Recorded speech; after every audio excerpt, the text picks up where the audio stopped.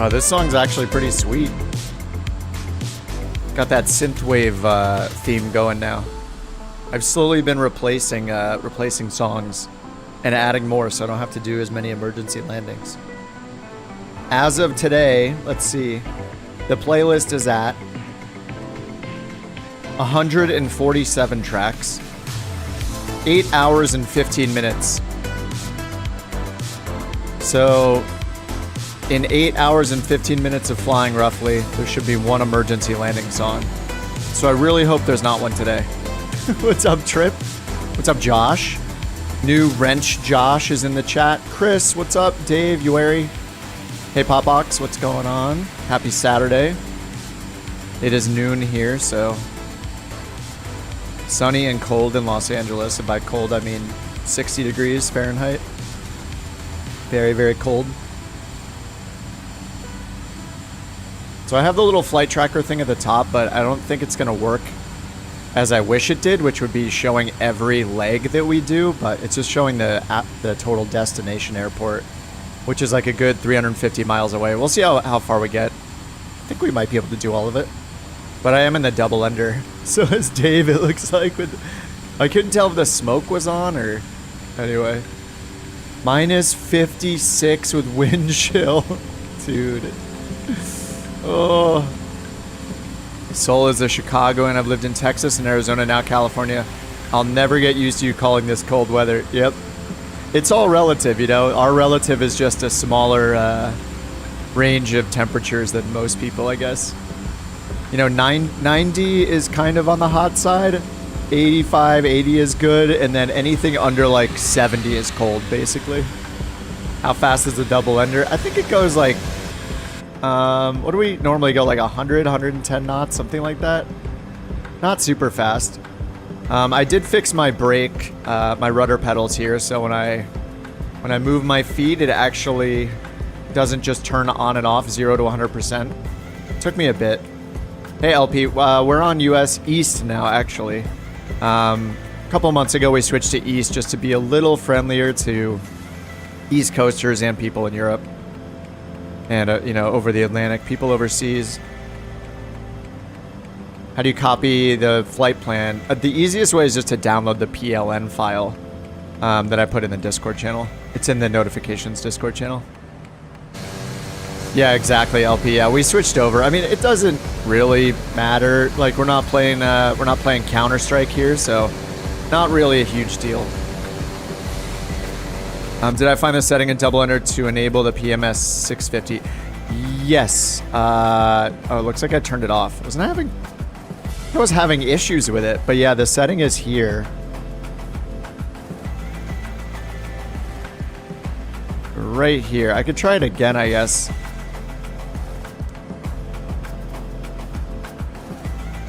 Here's the PMS 650. Yeah. Hello, sister.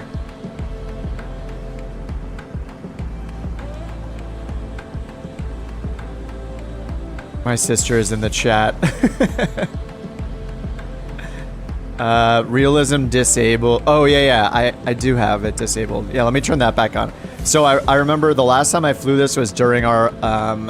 when we got into Washington towards the end of our Across the USA plan, and I turned it off because I couldn't get up to Mount Adams and Mount St. Helens with the Realism turned on. It was like capping my altitude, which is what it should do. But actually, how do we turn on VLOC mode here?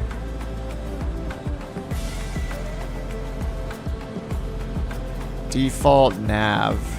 There we go, CDI, I found it.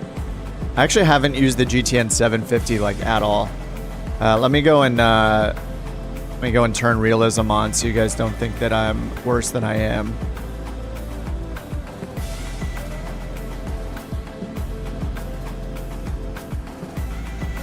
I did remove the belly pod. All right, Realism and then Authentic. Removed all that stuff. Aircraft dirt dynamic. I put on the propeller spinners. I don't know where they are, but I picture them like wheel spinners on a car. All right, Control E, get this thing started up. I got unlimited fuel turned on. I got automatic mixture turned on. I got crash damage turned off. I don't want any of that stuff today. Soul doesn't see the flight plan in Discord. It's a PLN file. It's in the notifications channel.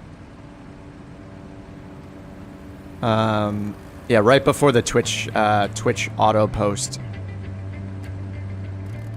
But the first airport we're going to is Baya. I can't pronounce any of this. I don't speak Portuguese at all, and all these city names are going to be horrible for me to pronounce. So we're going to LPBJ, nice.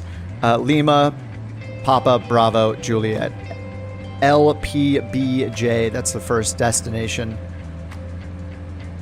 You know, it's Saturday. This is group flight day. All we do here, if you haven't been here, is just fly around casually. You can be as silly as you want. You don't have to follow any crazy rules. We just fly around, have fun together, and today we're going around in Portugal. All the legs today are under 60 miles. Most of them are about 30-ish miles. And we just fly visually without too much planning. We just have a good time. That is the idea with these flights. During the week, I'll take things a little more seriously, usually Tuesday and Thursday. Prop spinner. Oh, the chrome cap on the front. Got it. Did I check out the camping site? Oh, I think I put it down once, yeah. Photo book in the belly pod with the info about the real life plane. You can like open it up. Oh yeah, the ground handling this is so weird. I forgot. Like just because it has the realistic, it's got the free castering nose wheel. So it's, yeah, it's a little bit different. Oh, that's weird. My second engine isn't on, is it? Let's try the quick start again. What the? Quick start, turn the engine off. What is happening here? Oh, quick start does not like the double ender, I guess. Anymore. Starter on.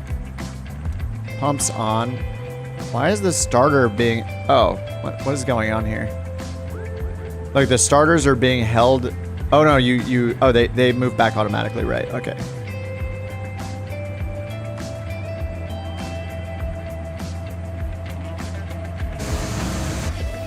What did I do? Quick start is not working. So this is why I can't have realism turned on. This is the problem. Double under is weird with fuel top off my fuel. I did put it on unlimited. Maybe that's messing with it actually.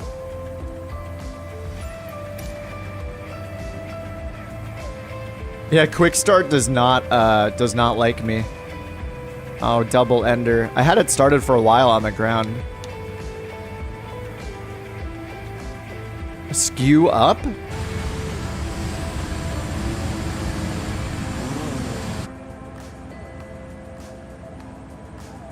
Alright, we got both. Trim is neutral.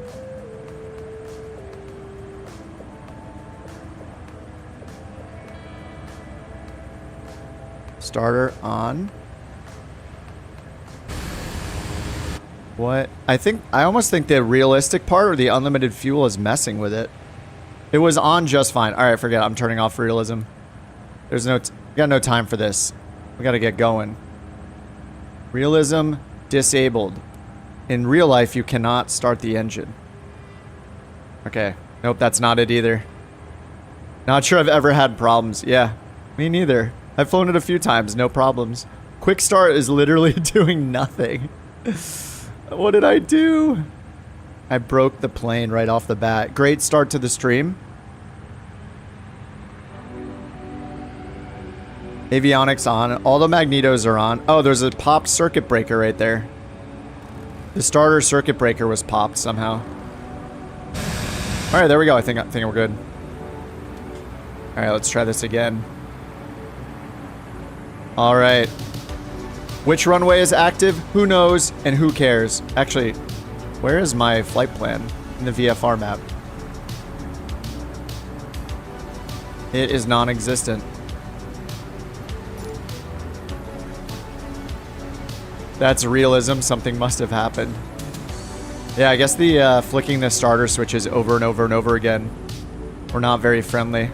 Well, we're going to the north first. Our course to the first airport is 030. I will, looks like be going with no VFR map ability. Whoa.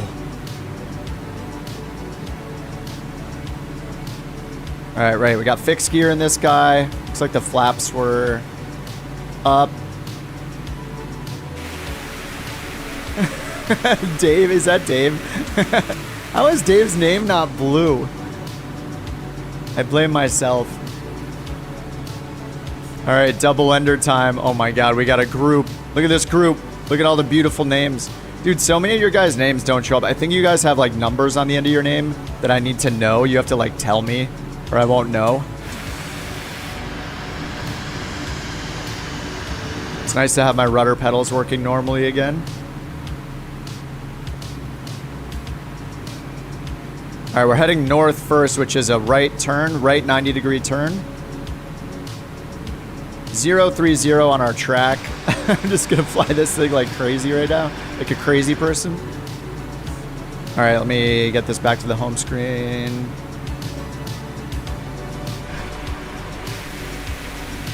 Go, go! Hey, what's up, everybody? Hope you guys are having a good Saturday. I got my coffee. It's actually almost gone. A lot of the time I'll get my coffee, I'll set it down. I got a cold brew. I go to Starbucks all the time. Judge me if you want, but I got their I've been getting their oat milk hazelnut thing. I normally just get a cold brew with just a splash of half and half, that's it. But over the holidays I started grabbing all their recommended festive drinks. You know, all the absolutely sugar-filled stuff. And they've got me now. I've become an addict to the sugar. But normally that drink sits there 80% full for the entire flight, but I did a good job. It's at 75% empty now.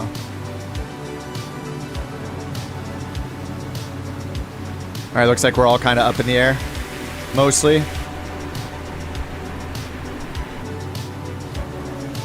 I did install the Portugal Spain world update before this flight, so hopefully we got some new photogrammetry data, new elevation stuff. And for the first couple legs, 2,500 feet is the safe altitude, which probably means that you could go to 1,500 to 2,000 feet easily. Not a problem. Double ender has system realism, like a black square plane, which is, I guess, why I shouldn't fly it for these group flights, because I just want to fly with reckless abandon.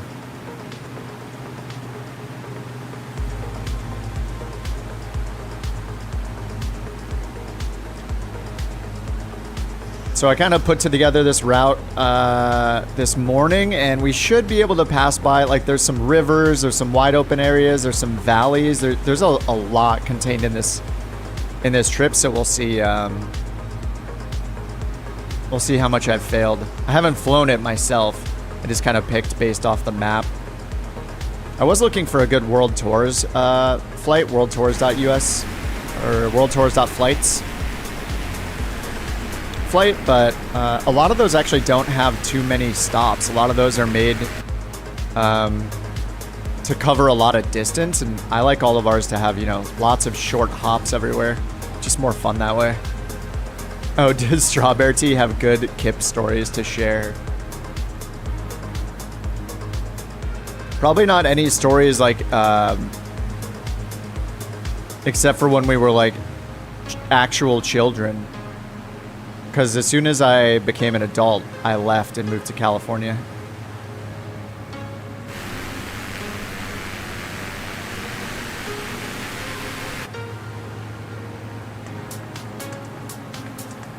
Skip Starbucks, just put Bailey's in your coffee. That is one strat for sure, especially on a long weekend.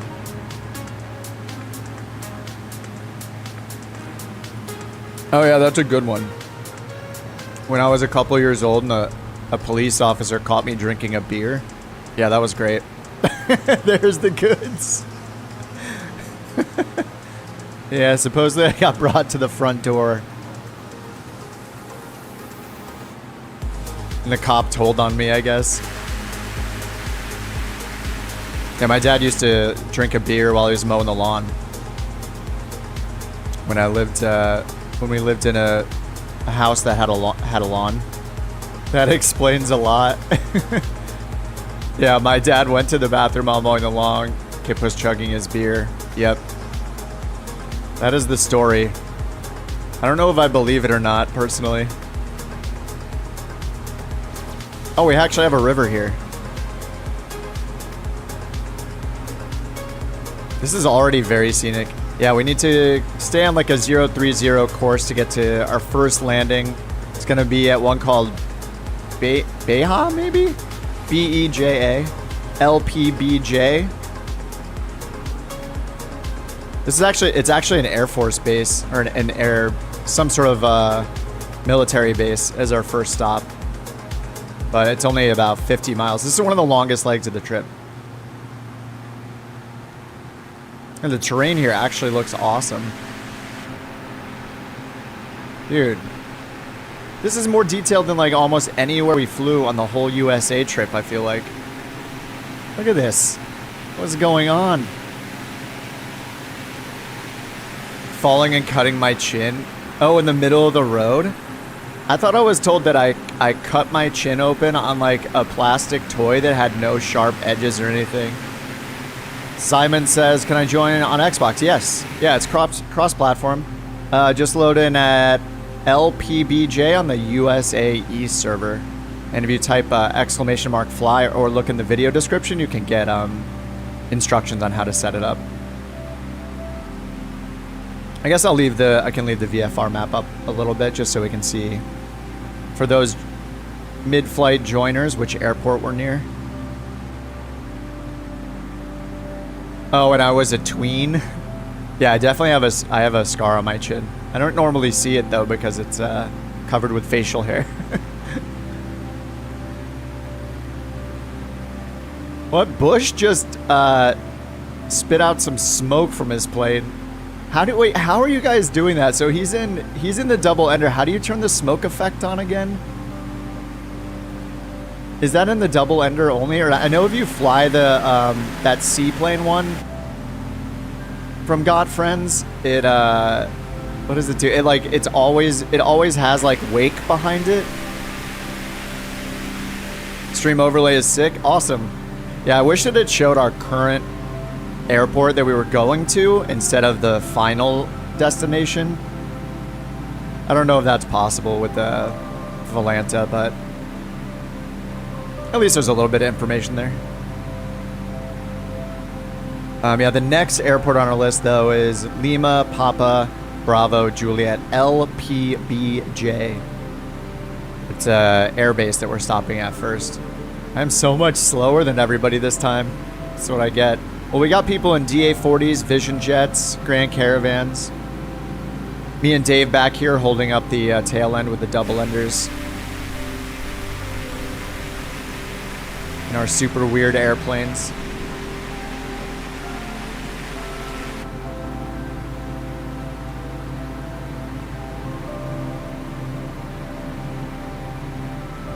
Oh, it freaked you out? That's why you remember it? Oh, yeah. Yeah. Back in the days where people left the house and played in the street and in the woods. Those were the days before the internets.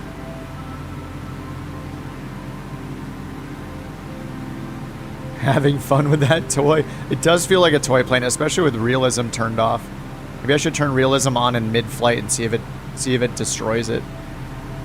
Let's see what we get here. Realism enabled. Ooh. There go the RPMs.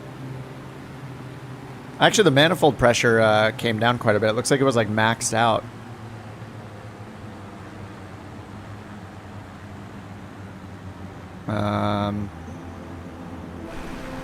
Did it turn the engines off? Hold on, I gotta see. Did it pop that circuit breaker again? Okay, all the breakers are in. Oh yeah, I'm running out of fuel. Something is wrong. The engines are dying. Oh my god, why? All right, no more realism for me. Look, when realism is enabled, the plane is unflyable. When you turn on realism, the engines turn off.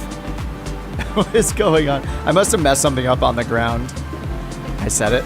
And yeah, now when I turn on realism, it just goes back to its broken state. So yeah, I probably killed the engine. About to hear that music again. If it comes on, it is a true, it's just truly very unlikely. We need to listen to roughly 8 hours of music before that song should come up. I mean, obviously it's random. Like, you can flip a coin heads a million times in a row, theoretically, but, you know, is it actually going to happen?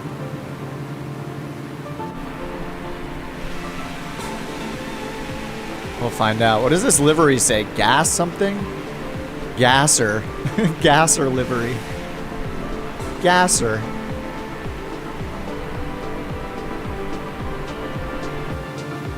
Yeah, oh, the repair engine page, yeah.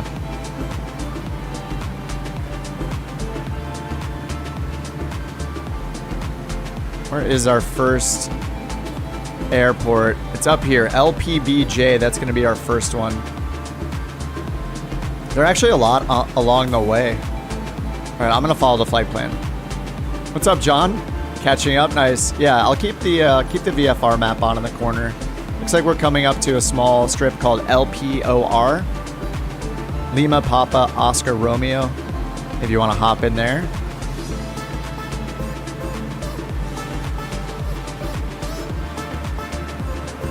All right, now that my engine's working again, I'm 4,000 feet in the air. With no need to be that high. So this stream does not have Say Intentions ATC since it's US only.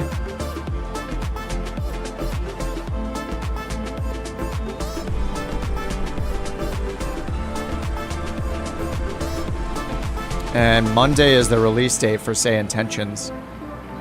They're open, or they're paid beta. People have to sign up on the wish list, or on the wait list to get added. What's the Blackwing plane? I was gonna fly another one by Got Friends called, what's it? I think it's the MXA maybe? Another experimental plane. It's pretty nice, but it's really cool looking. But on the inside, like, almost half of the screen is covered by the panel in the default view. The double ender is just has such good visibility. It's kind of open everywhere, which is really nice.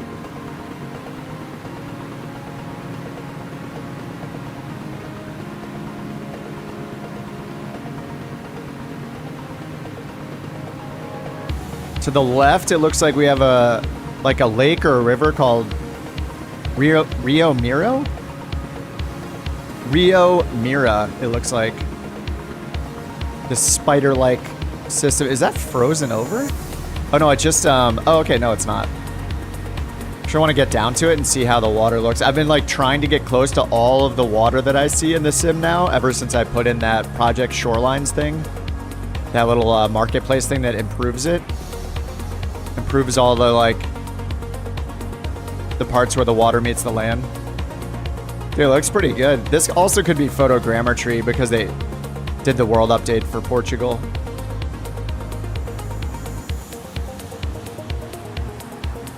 It almost looks frozen. Or like there's not water rendered in there. There's like little ripples on it, but I don't know that it's actually filled with water by this simulator. It looks like land. Oh, maybe right here there's a little bit of water. I don't know. It's hard to tell. Oh, there's a little bit of water. It's like very shallow. Interesting. A little more there. We can at least see it reflecting off of it now. It's like a kiddie pool. It's the world's largest kiddie pool.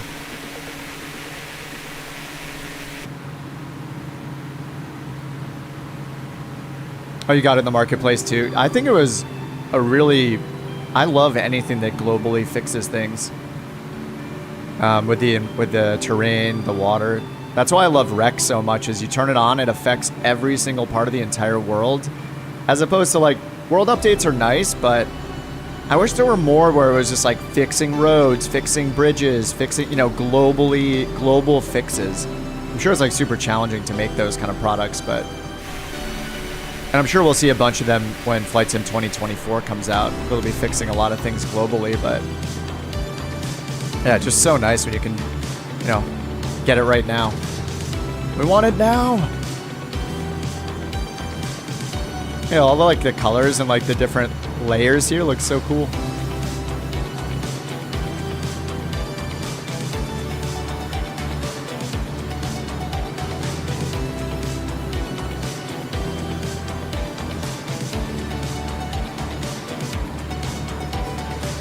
All right, we're coming up to, we're not going to land at it, but nearest airport if you're joining in the middle of this is LPOR. You can see in the bottom right on the little VFR map. Lima, Papa, Oscar, Romeo. That's one way to practice your phonetic alphabet for all of you who want to do Vatsim at some point or use the AI ATC speech recognition programs eventually. Just keep your VFR map up, and every airport you're passing by, just look at it and read it out phonetically to practice. Lima, Papa, Oscar, Romeo, Lima, Papa, Charlie, Tango. Just read out whatever you see. DSL down here, Delta, Sierra, Lima. Even read the words like in the UI, you know, read other people's names in multiplayer. Like there's so many things you can just read phonetically, and just do one or two of them and then continue on with your flight. And then when you think about it again, like if we want to do backfire, Bravo, Alpha, Charlie, Kilo, Foxtrot, India, Romeo, Echo. Bam. I still feel like I need to practice to get faster, but yeah, if you guys are gonna thinking about doing Vatsim in the future, and it does seem super intimidating to everybody still now. Oh, Hunter says I do the license plate game. Nice. License plates. What? Soul and Hunter are the same person. Soul and Hunter, confirmed, same person. They're using two different computers. They're multi-boxing, as they call it. He's on his phone and his laptop at the same time, pretending to be two different people. Exposed. They've exposed themselves.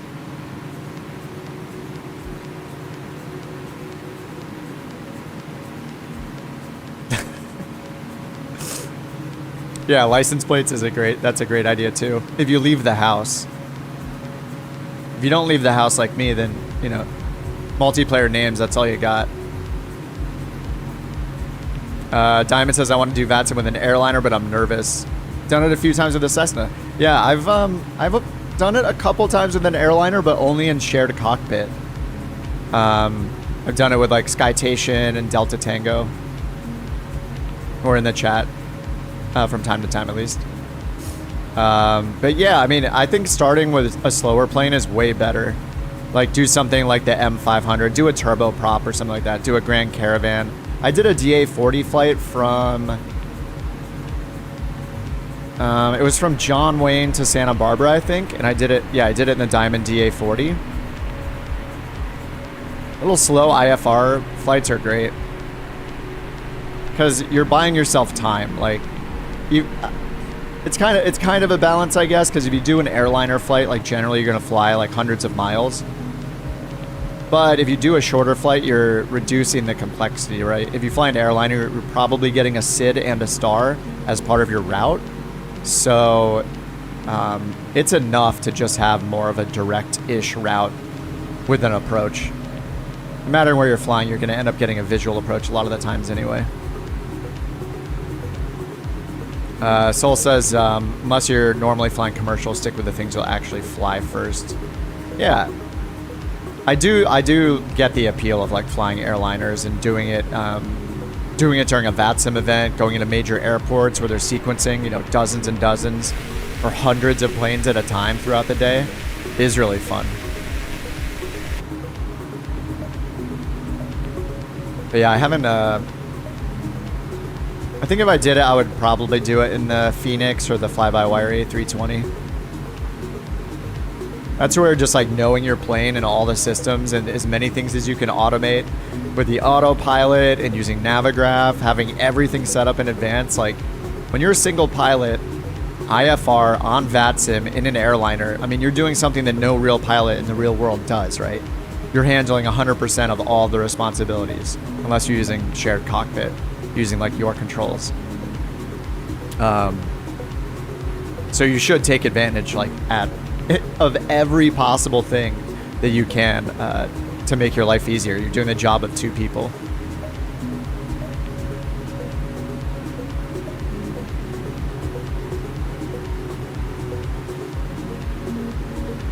Saying hello to Josh's Vision Jet here. I might switch planes at the next one into that experimental one, the MXA. It's pretty fun. Just to show something a little different on the stream. It was part of that Got Friends like legacy pack. All right, let's check what we got here. 22 miles until we get to LPBJ. No passing a jet in a slow prop. Come on, the word jet for Vision Jet. We all know it's a generous term for that plane.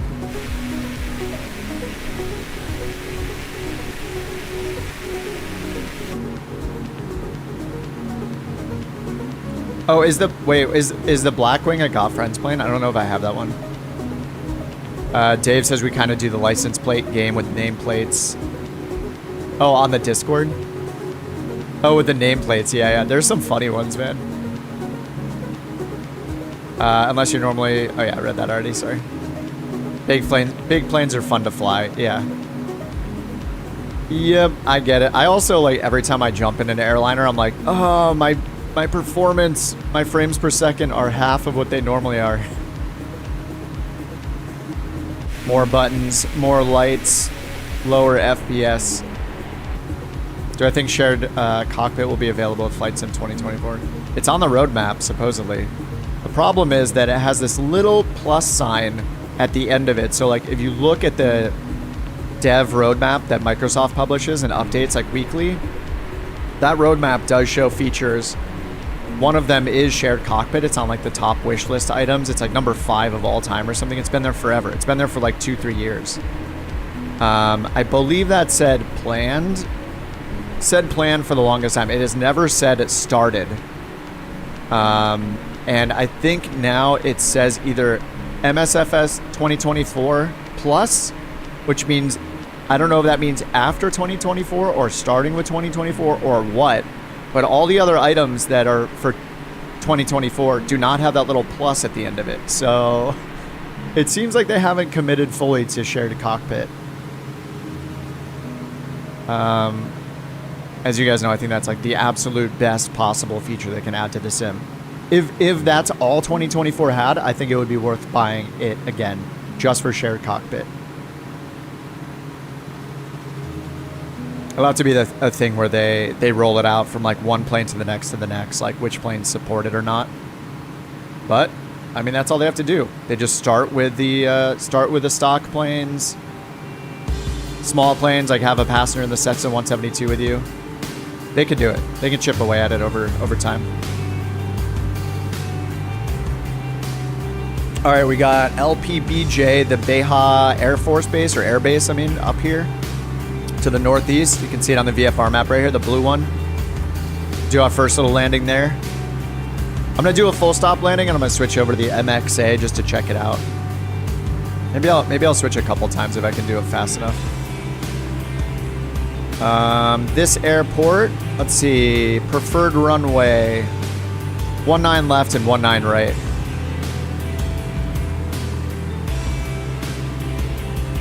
Does the PA-24 have rudder or aileron trim?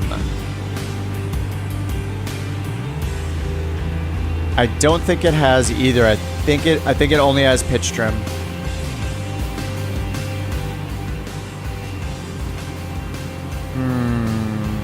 Deleting this song. Song sucks. Next.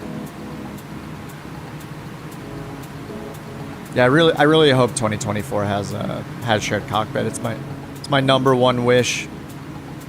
Fredericks is smoking down there. Oh, the Comanche does have rudder trim. Does it? Wait, does it really? I thought I tried to use it and it didn't work. I'll have to try it again. Enon sounds confident, so perhaps he's right.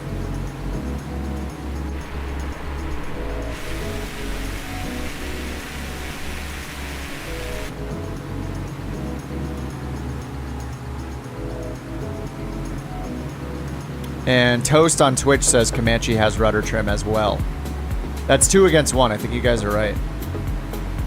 They must be right.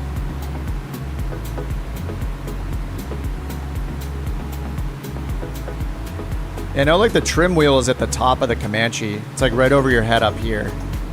I'm not sure if I've ever looked for rudder trim, and I thought I tried to use it on my... I have a hat that does pitch trim and rudder trim, and I thought I tried to use it with rudder trim and it didn't work, so I could be mistaken. Toast over on Twitch says it's below the propeller RPM. So below, look below the blue handle somewhere, like in the pedestal, like the center area. Okay, Super found it. Oh, I guess it does exist. All right, is that the Air Force Base right there? This is a big open area. Right over there, maybe? Yeah, looks like that's it over there.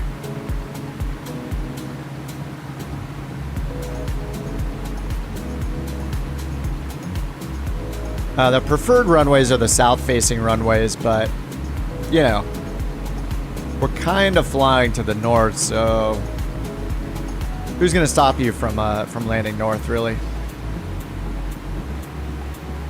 Winds are 12 knots. 140 at 12. Oh, there's a big knob under there. Okay. All right, nice. Hey, Christian, thanks for subbing on YouTube, dude. Dude, I say dude too much. Sorry. It's part of my online persona. I have trained myself on stream to say things that that confirm the claim that I make that I live in California. So it's just all part of the acting that I do on the internet. Chicago wind was 30 knots last night. Yeah, right now it says at this airport 140 at 12. But we're in the double under, so we can do whatever we want. Yeah, I think I'm gonna switch to the MXA to try that one out. Next airport, yeah, method. I'm a method streamer. My entire personality is a lie.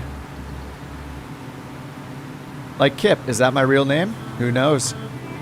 How will you ever know? You won't. Dude is required California speak. I call my wife dude. Yeah, I've been calling people dude for the longest time. Can't help it. What are the other equivalents of dude in the places you guys live? So what do you call people besides dude? If it's not dude, what is it? Sir, man, bro. If you're under the age of 25, brah. T5 says bro.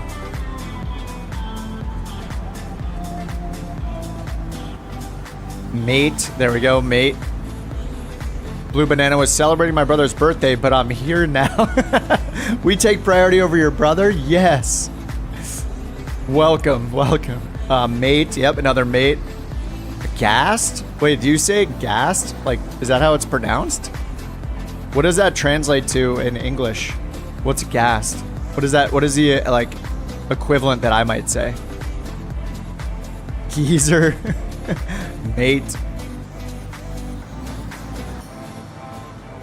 I'm going to change planes here. All right, let's do a sidestep, because we can.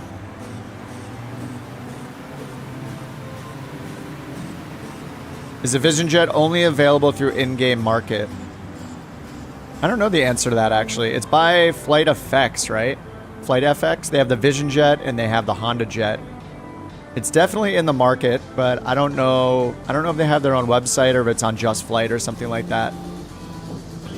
All right, I gotta dump the flaps or we're never gonna land this thing. Look at this thing. It just floats forever.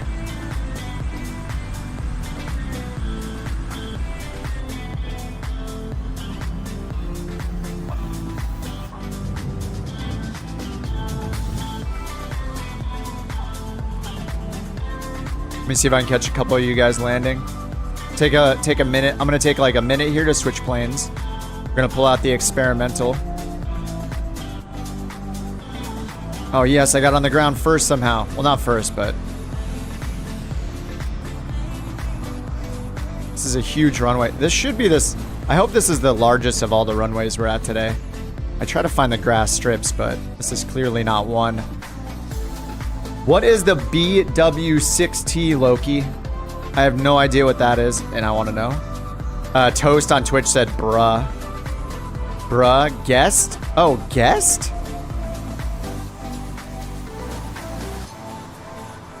You just call people guest? So, like, if you see if somebody serves you a beer, you're like, thanks, you say, thanks, guest? I might say, thanks, dude, or someone might say, thanks, mate. You say, thanks, guest? I think the translation just doesn't work, right? Like, it just doesn't make sense for, in English. Like, thanks for visiting, guest. You're my guest. It sounds strange. Yeah, yeah, for sure. That's cool, though. That's cool to know. Frederick's double ender time. Bush is also coming in. Double enders. Quad ender time. Oh, touchdown at the same time for extra points. Ooh. Oh, Fredericks was a little earlier. Love the little bouncies. All right, Cyber's coming in as well. Double ender. And then I'll switch over to the experimental, the MXA one, just to try out something different. And now for something completely different.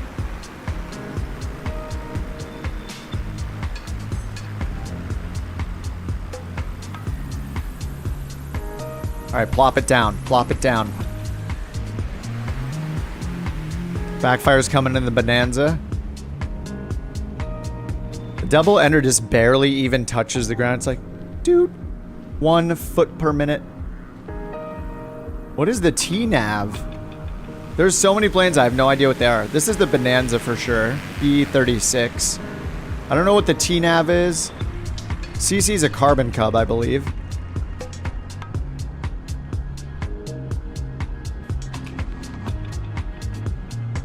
Wait, TNAV with the tip tanks? What did it replace it with? Oh, that's the Navion. That's the Navion, isn't it? It's the twin Navion. Yeah, that's right. And it looks right because I actually own it now. I picked up both the Navions. That's why. Yeah, the twin Navion and then the super Navion, or the what's it called? The Navion R.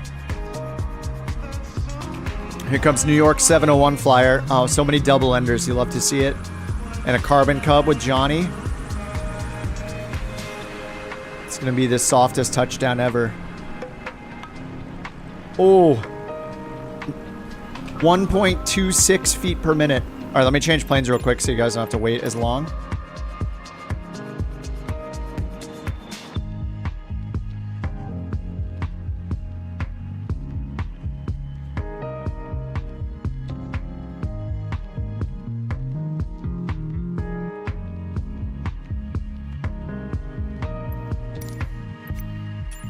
Fix the invisible wheels. I know. It looks very silly. Yep. What is it? The MXA? This one. Look at this thing. This is double ender-like as well. Let's pick this insane livery.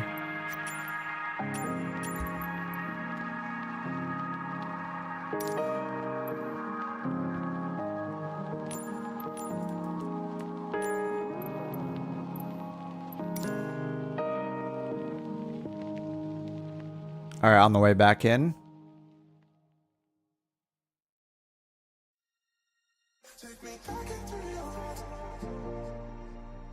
Now, I guess what I could do is edit the flight plan to change. I could edit the Volanta flight plan every time, I guess.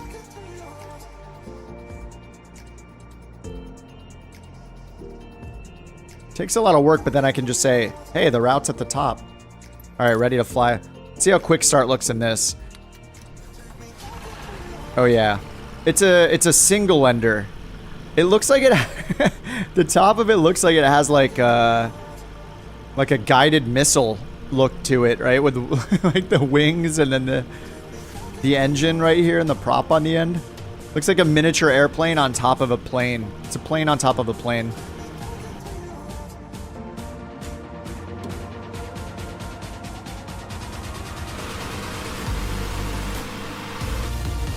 Whoa. This is part of the Got Friends bundle that I grabbed. This is the MXA, another experimental plane. It looks hilarious. It's really cool looking. It has retractable gear as well. But look at the inside, like the view is so... I mean, it's a tail dragger, so we're very nose up right now, obviously. But yeah, the default view here leaves some to be desired.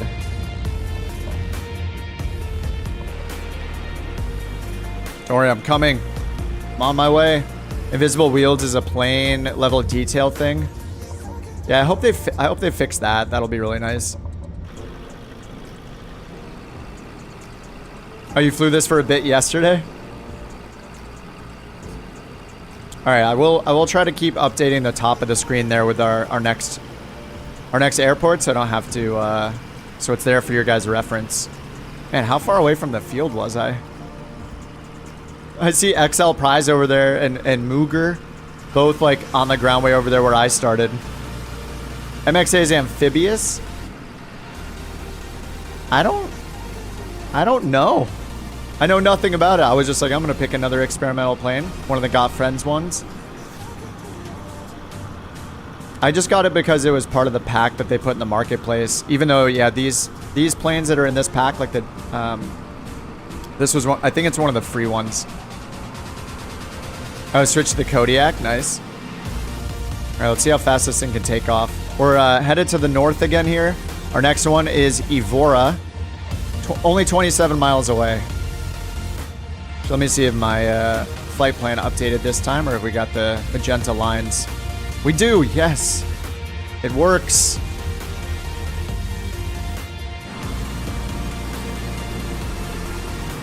Oh, it is amphibious. Nice. Yeah, this thing is just really funny looking.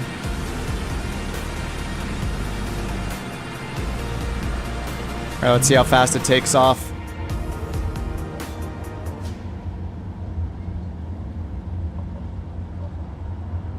All right, next destination is LPEV. Lima, Papa, Echo, Victor. Gotta remember to put the gear up and down in this thing. Whoa. I have almost full right rudder right now. Creepy. Very sketchy. Alright, gear is up. This thing is so weird. Yeah, look at the... We do have like 12 knots of wind here, so...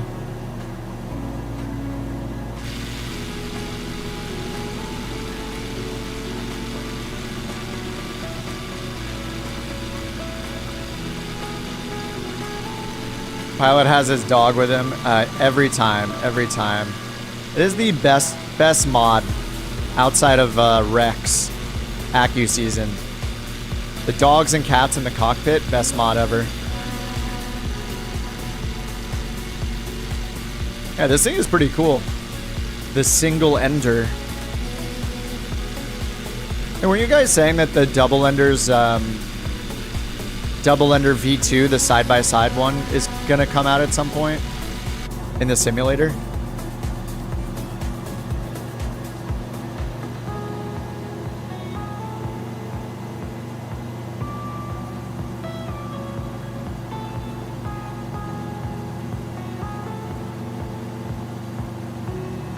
All right, GPS, full screen. There we go. Yeah, this thing is pretty cool.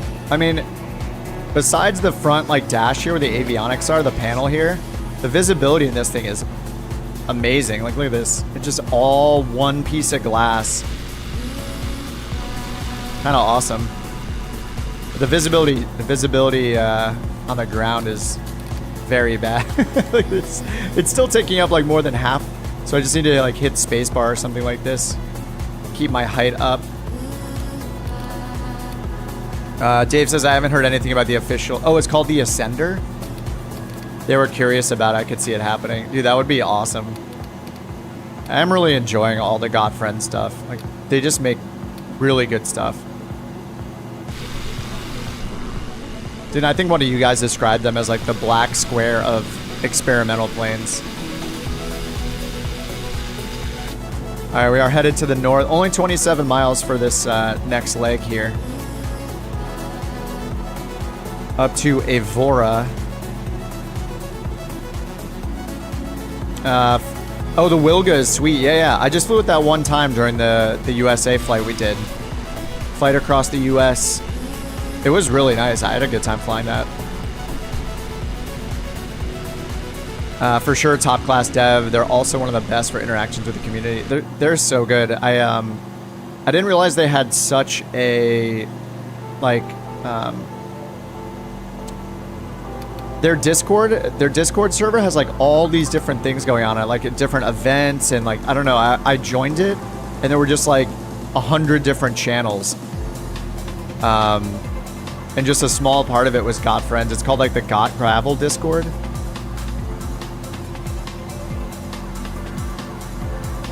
I was surprised. I expected to like go into like, you know, just a dev Discord where there's just a couple people there answering questions from the dev team.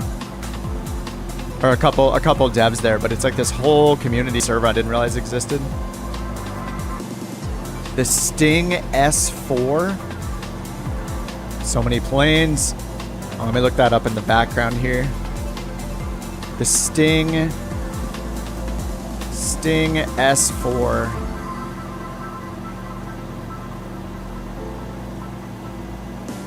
Oh, it's an FS Reborn plane? Here's the Sting S4.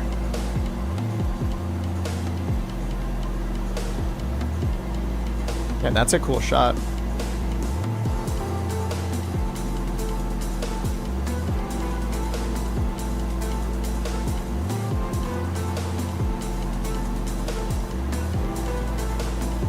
Sport aircraft.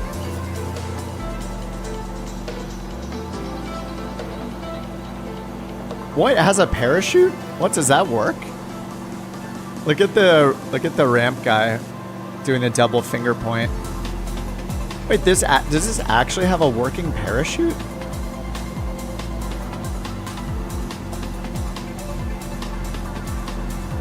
It does have a parachute system, where similar to the M500.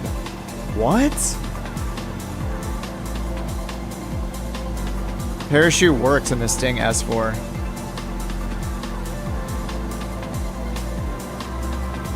That is awesome. That looks really cool. Man, I might have to check that out. That could be what I'm flying on Tuesday. Thanks for showing me. That looks really cool.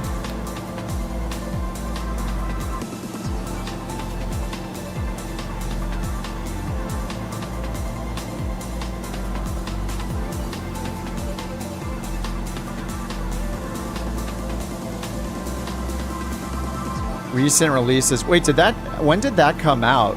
That must have come out before the M500, right? I don't even see the M500 listed on their site.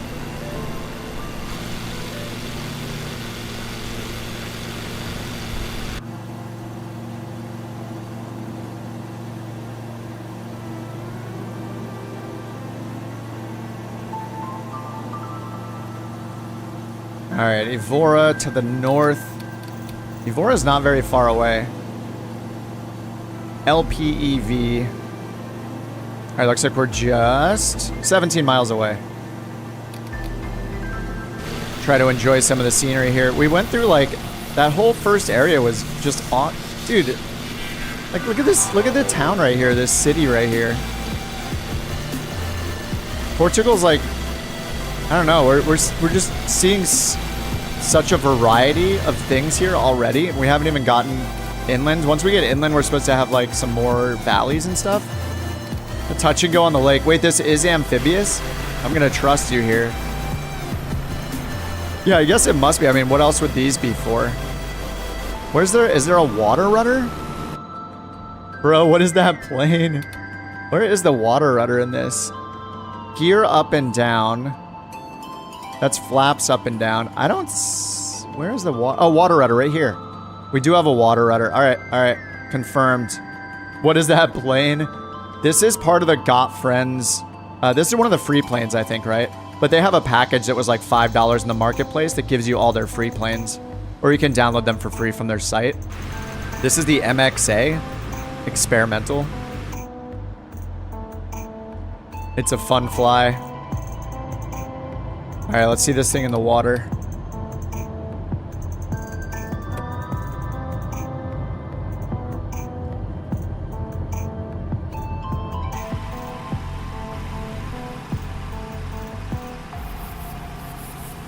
Looks like a Bond plane.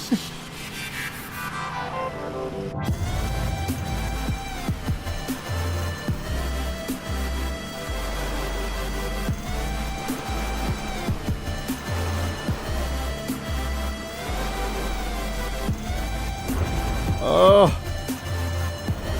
I've been idle for a while. It's at stall speed. All right, let's try the water rudder real quick. And I'll catch up to you guys. Water rudder is deployed. Oh yeah, I can see it down there in the water. Woo! Let's fly it completely recklessly in the water. Water rudder is back out. All right, there's the water rudder. What server? USA East. USA East. I could see changing to West in the future. Once, if I'm using say intentions all the time, because there's, they're doing like multiplayer stuff on that server at some point. Yeah, it's pretty cool. I didn't realize it was amphibious.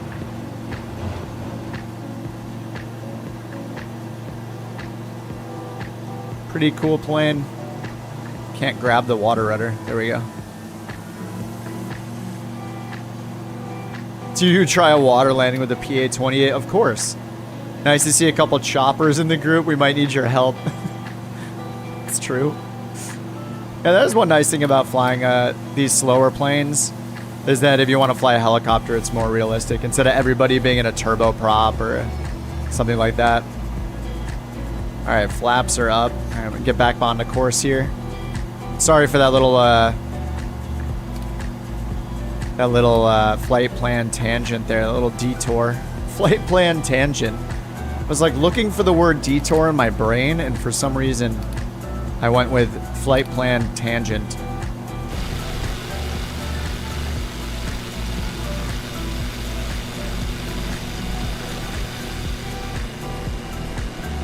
Yeah, this plane is cool. I should look at, I know there are like 5 in that pack. I think was the Vertigo one of them? I think the Vertigo was one. I should look out that pack really quickly. I got it on the marketplace because I'm weird, but yeah, Got Friends Collections, freeware.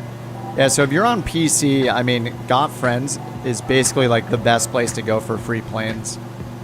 Oh yeah, they had the Mozzie for the GoFundMe. Actually, did they? I don't know if they met their goal. I hope they met their goal. I picked that one up as well. There's like, you can pick that one up for an optional, I think they did meet their goal like pretty quickly. Where's the link?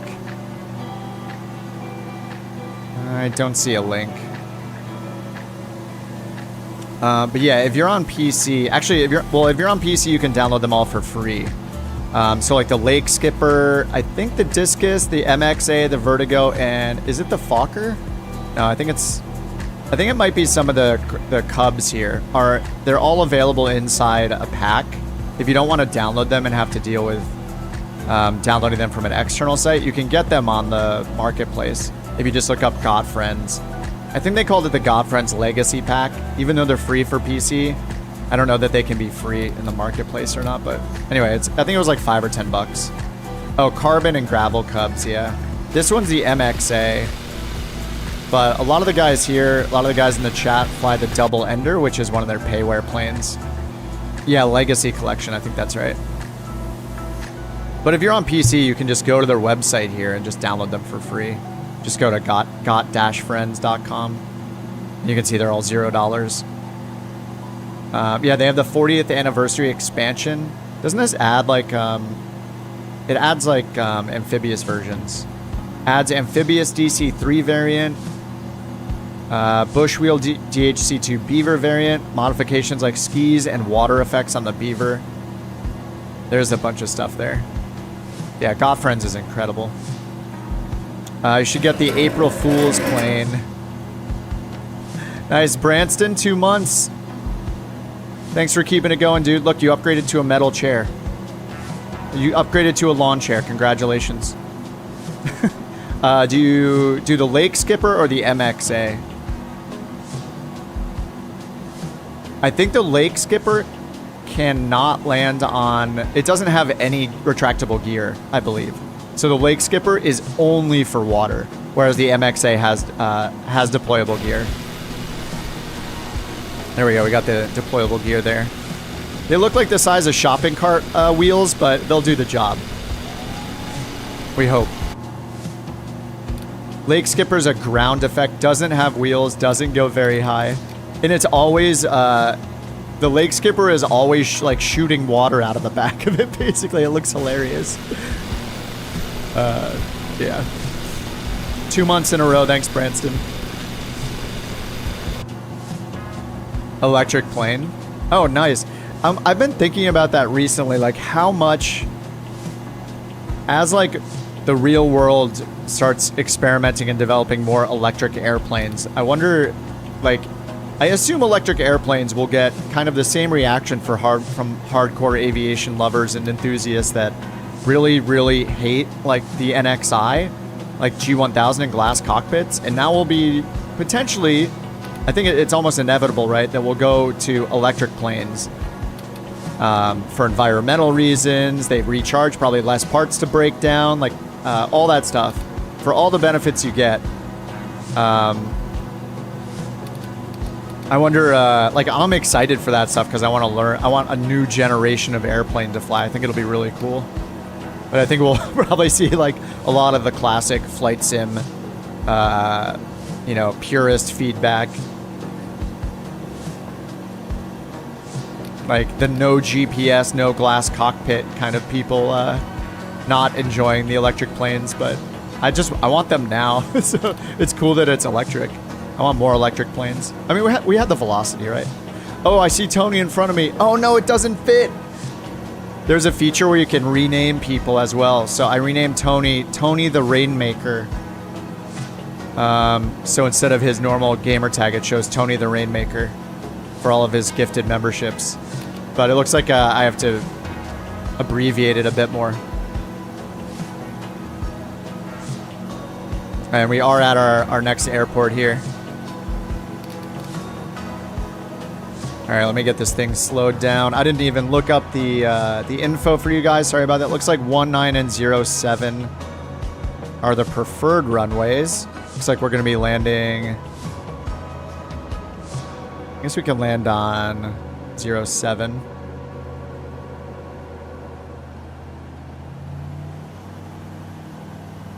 There's also a 01 and a 19. Oh yeah, there's a 01 right in front of us, I think. 01 and 19, or you can do 07 and 25. Lots to pick from. Let me open up Volanta. My username is Kip on the ground. Oh, Maxwell on Twitch says I bought this pack yesterday. Yeah, it's so good. Godfriends is the best. This thing does not like the fast speeds, though. Look, we're in yellow at 95 knots. It's in the yellow band. It does not want to fly super fast.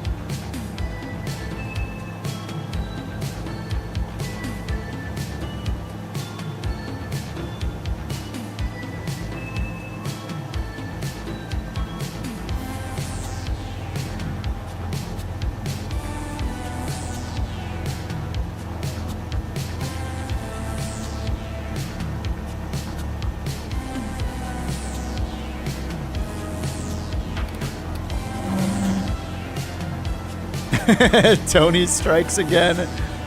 Tony gave a gifted membership to Innes. Thanks, Tony. Tony the Rainmaker strikes again. Is everyone using the MXA? Oh, yeah, yeah. Only Kip is, which is why everyone else is already at the airport. That's true. Sorry, I was getting ready with Volanta on the side to put the next route in, the next airport in. So that is why my landing is so good here. Digging this song, Alien Face. Yeah, this plane is quite slow. It's nice though. It's cool to have the option to land in some water. Wow, it is pulling extremely hard to the right. Oh my god. Perfect landing. Beautiful. All right, let me update the flight plan. All right, we're going LPEV, LPSR. There we go. Updated. Wow, what a landing by me right there. So this is why I can't make landing tutorials. If I ever did a landing tutorial. What the heck? God Friends Microsoft Flight Sim is on the Twitch channel? Is that the real God Friends? No way. We are primarily over on YouTube, God Friends, but thanks for hopping in on the Twitch in the age of multi-streaming. We have a lot of double enders out here. If that's the real God Friends, you'll be happy to know a lot of people are flying the double ender. There's one right there. The yellow one. What else do we got? There's a bunch of you guys. But it's either an imposter or the real Got Friends over on the Twitch channel right now that says, will you look at this in MXA in the wild?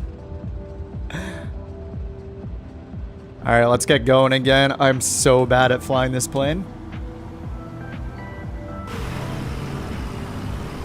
LPEV, yep. I just updated the top of the screen, so that's our next route. I'll update it every leg. The top of the screen has the next route in, so we're going to LPSR now. I'll keep updating that every airport we get to. Hopefully I don't forget. Is it the true Got Friends? Well, on Twitch, they said definitely an imposter. No way does Got Friends communicate with the community. We were just chatting about the Got Gravel Discord server. Yeah, I haven't flown the MXA. A lot of people on the stream that fly along on this channel love the double ender. They've been fans of it since it came out. And they're talking about the... Oh, what's the new one called? I already forgot the name. The Ascender, is that it? Hoping that we see an Ascender. Yes, East USA for the server, yep.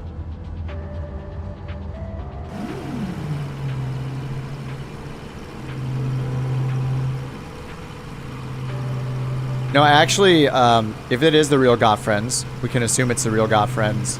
Do you guys take commissions to do work for 3D models? Because part of our community, we were just discussing this on our Thursday stream. We have like many simmers have is like smoking jokes where like we have a rule that your passengers have to be smoking. So we've been talking about, I've been thinking about trying to find an artist to commission to create a custom co-pilot avatar or a series of them where the passengers have cigarettes and pipes and stuff in their mouth and maybe even smoking effects, if that's even a thing. I would love to know if you guys take commission work to make custom avatars. I don't think you guys do because you produce and sell them yourself. Or if you know an artist that does freelance work. I would love to know that if it's possible because I think it's time we want to invest in our own co-pilot avatars. And all the Got Friends ones are so awesome. I was like, man, how can I can't create them myself. How can we pay somebody to make something like this?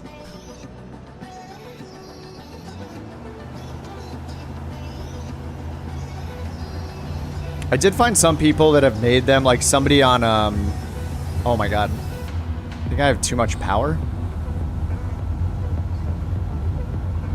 Oh my god. Why is it so hard to take off? There we go. I think I might need to revisit my rudder input sensitivity.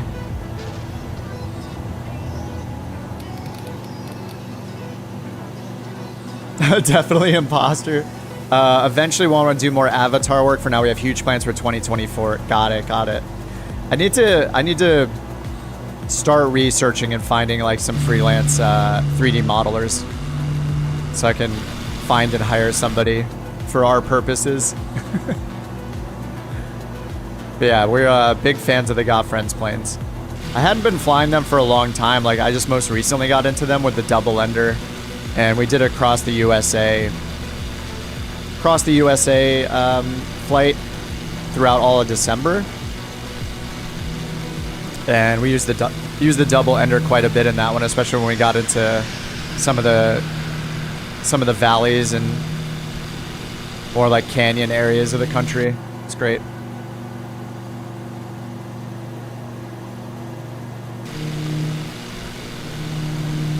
And JB, how do you fly helicopters? It's impossible. All right, looks like we're all up. All right, we're continuing northwest now. Santarem, LPSR, Lima, Papa, Sierra, Romeo. LPSR is our next one. All right, gear is up and flaps are up. Just double checking that. Is this on left or both? Okay, it's on both. That's just a little hang tag there.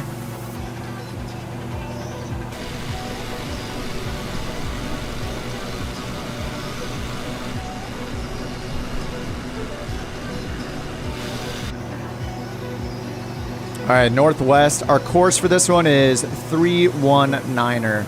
Is our course between the two airports. Dude, I swear Portugal is the most like interesting place we've flown in a long time. Like every time I just look down, there's something different we're looking at. Looking at like a cluster of 4 soccer or football fields down here in this city.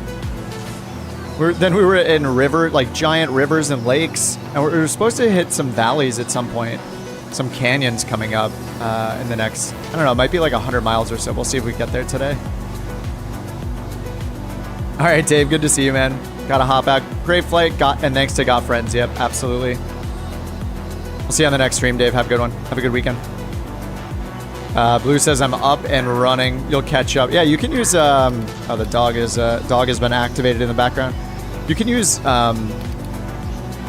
acceleration, sim acceleration to catch up or hop in an airport nearby. As usual. Love the lake skipper. I think we should do. I feel like we should do a lake skipper stream. We could do. You know, people could of course fly anything that has enough. Anything that has floats on it, like the Beaver, the 172 or something like that. Something available to everybody. But it would be cool to do an all water, all seaport landings. That would be pretty fun. Change things up a bit.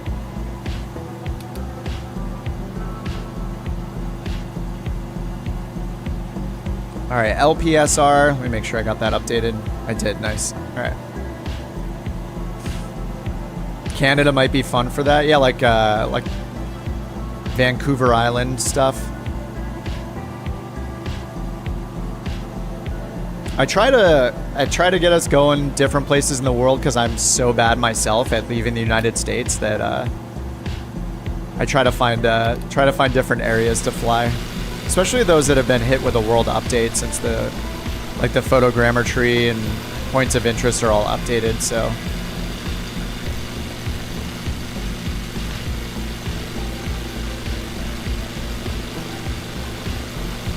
So far, Portugal has not disappointed. Like, this landscape looks awesome.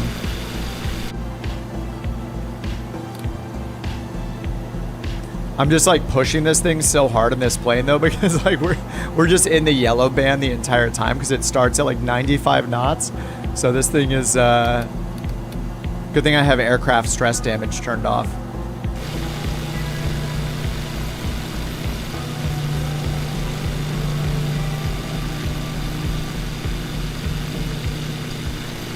Jake and Nikki, thanks for following on Twitch. Appreciate that.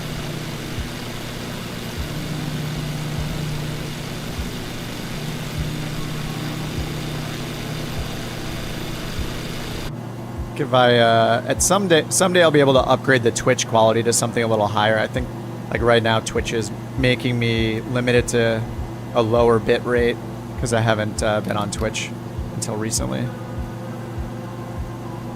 Enon says, I get myself in trouble flying a lake skipper. I forget that it's a plane, not a jet ski. You just stay in the water. Yeah, I haven't really, I don't think I've flown it at all. Maybe one time.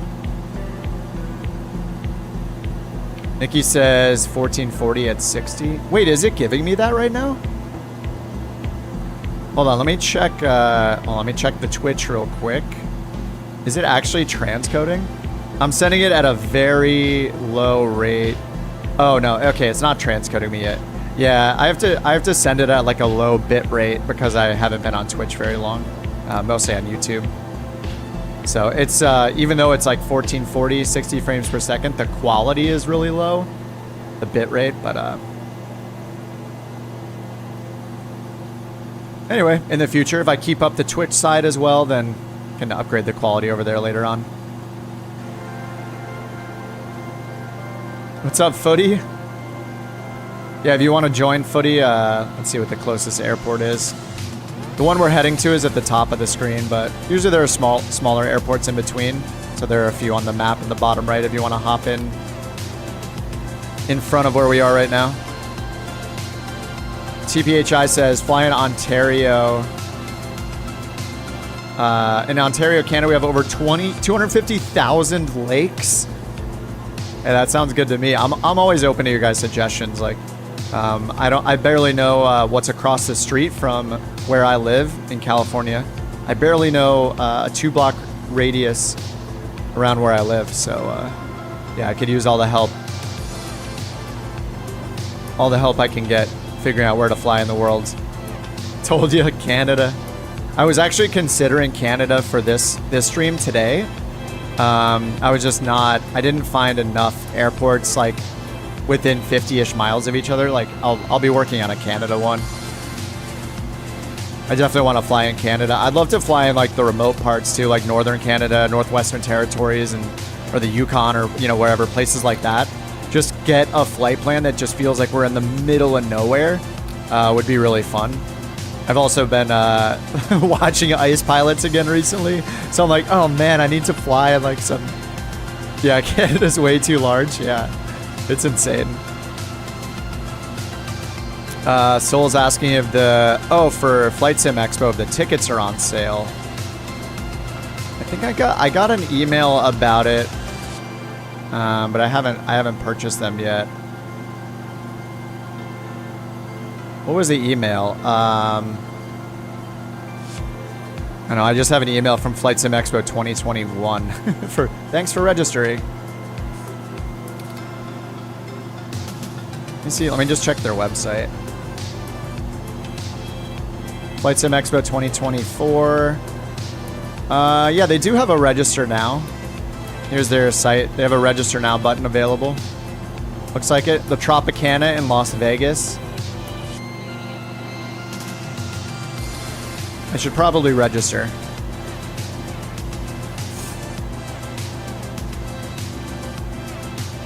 I don't know how much of the registration process is done there. Like if you can go all the way through and pay for your registration or not, or if it's just like a pre-register kind of thing. But I'll take a look after the stream. Actually, I could probably take a look right now. Let's see. Looks like it starts at, watch online. In person, full all access, $80, 80 US dollars. Prices will increase to $90 on March 1st. Weekend only option available, includes the online event. Yeah, so they have a few options there. I don't understand in looking at it which one is the best. Which one is the best thing to choose? The one on the right looks like it's the best one. Captains. How is it cheaper? And it says it's increasing to 72. 20% off the rates. Wait, why would you buy the one on the left? You get less for more money? And the prices aren't increasing. Wait, I don't get it. There's gotta be some reason the better package, the better registration option is cheaper, even after the price hike in March. I don't know.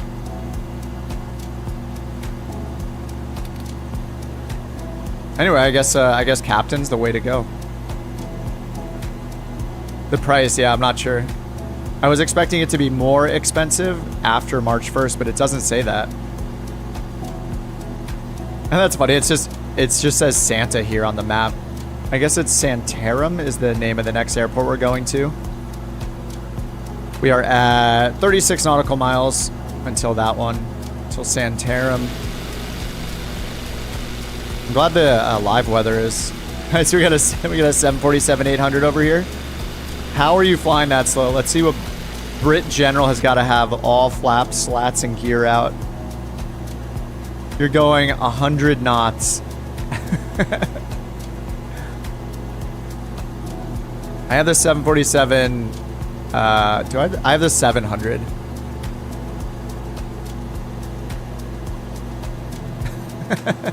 Yeah, those flaps are all the way out. Am I following the honeycomb situation? No. Yeah, what happened with honeycomb? If it's something in the last 24 hours, then no, I'm not. I heard that people were having issues like the Charlies basically never got released, right? I remember trying the Charlie rudder pedals in 2021 at the San Diego Flight Sim Expo in person. I tried them out.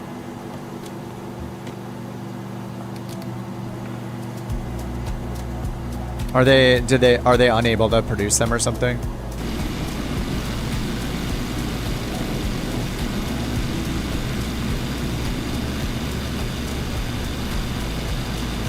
NASA footage. Oh, a new jet? What? I feel like I've missed out on the world. When did all this happen? I want to know everything. Tony, thanks for following over on Twitch, man. Appreciate that.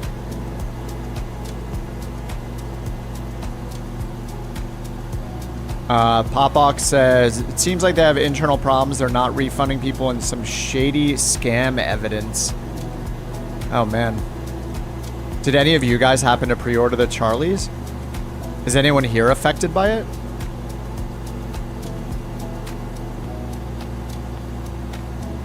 Yeah, I had heard that they were having like issues in producing the Charlie rudder pedals. I don't know if it's affected. I mean, I assume it's affected everything, right? Like, are the Bravo and Alpha even in stock and for sale anymore? Like, maybe none of them are being produced. I'm not sure. I had a really good experience with Honeycomb, but that was several years ago. You know, when I got the Alpha originally, and then got the Bravo when they produced that. Oh yeah, Tony. Oh, Tony, you got the TPR pedals. Man, I'm staring at those things. I don't really have a reason to upgrade. Like the crosswinds are great, but the TPR pedals look better. Bravo and Alpha, yeah, they've been great for me too. Ines says, I ordered the Charlies, canceled my order last month. Need to confirm that I received my refund. Yeah, I mean, if there's some weird stuff happening, sounds like a good idea. A few guys on Reddit are saying they left their old offices.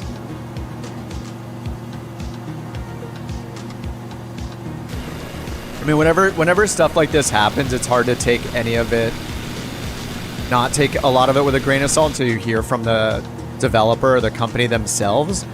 But I also feel like I've heard about this several times in the last like 6 months or so. I don't know if have they posted any replies?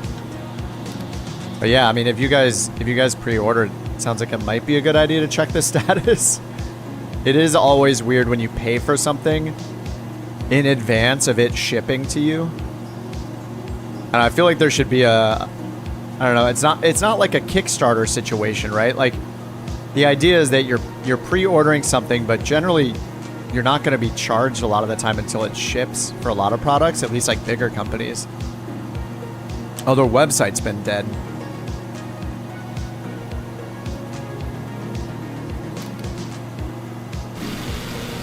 Maybe we can get like CoffeeZilla or one of those internet investigators on it.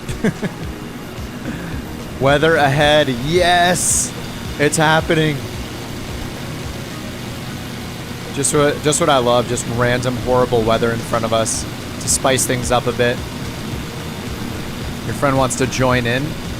We're headed to, it's at the top of the screen, we're headed to LPSR. I'll keep updating the route so it'll show our next leg at the top. We are, we're an hour and a half into the stream, and we're not even halfway, I don't think, so we'll probably cut it short at the 3 to 4 hour mark, something like that. See how much energy I have with all this hand flying.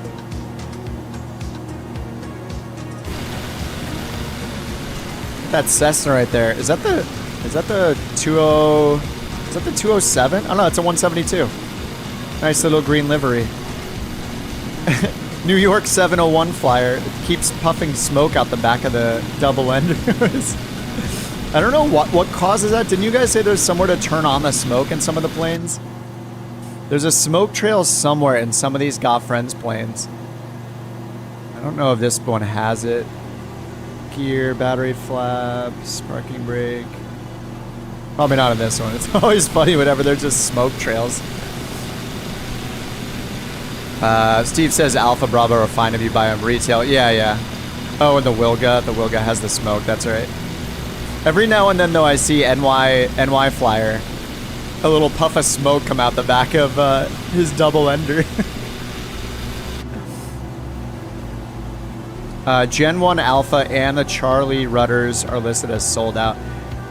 Oh man, I really hope like there's like an explanation and everything turns out fine, because I love the Bravo throttle quadrant so much.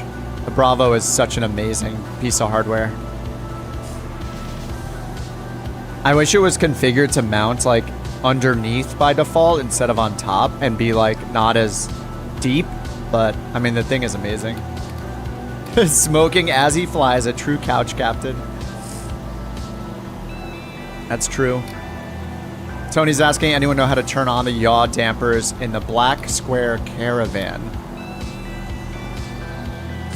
Is there a YD button on the autopilot? Usually it's right on the autopilot section.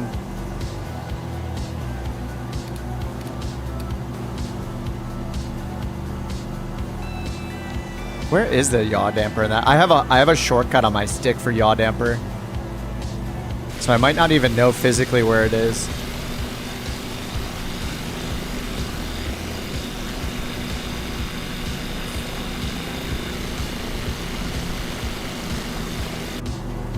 Oh, Cleek, you made it. I saw your name earlier. I forgot to say hello and welcome. I'm pretty sure Cleek said this is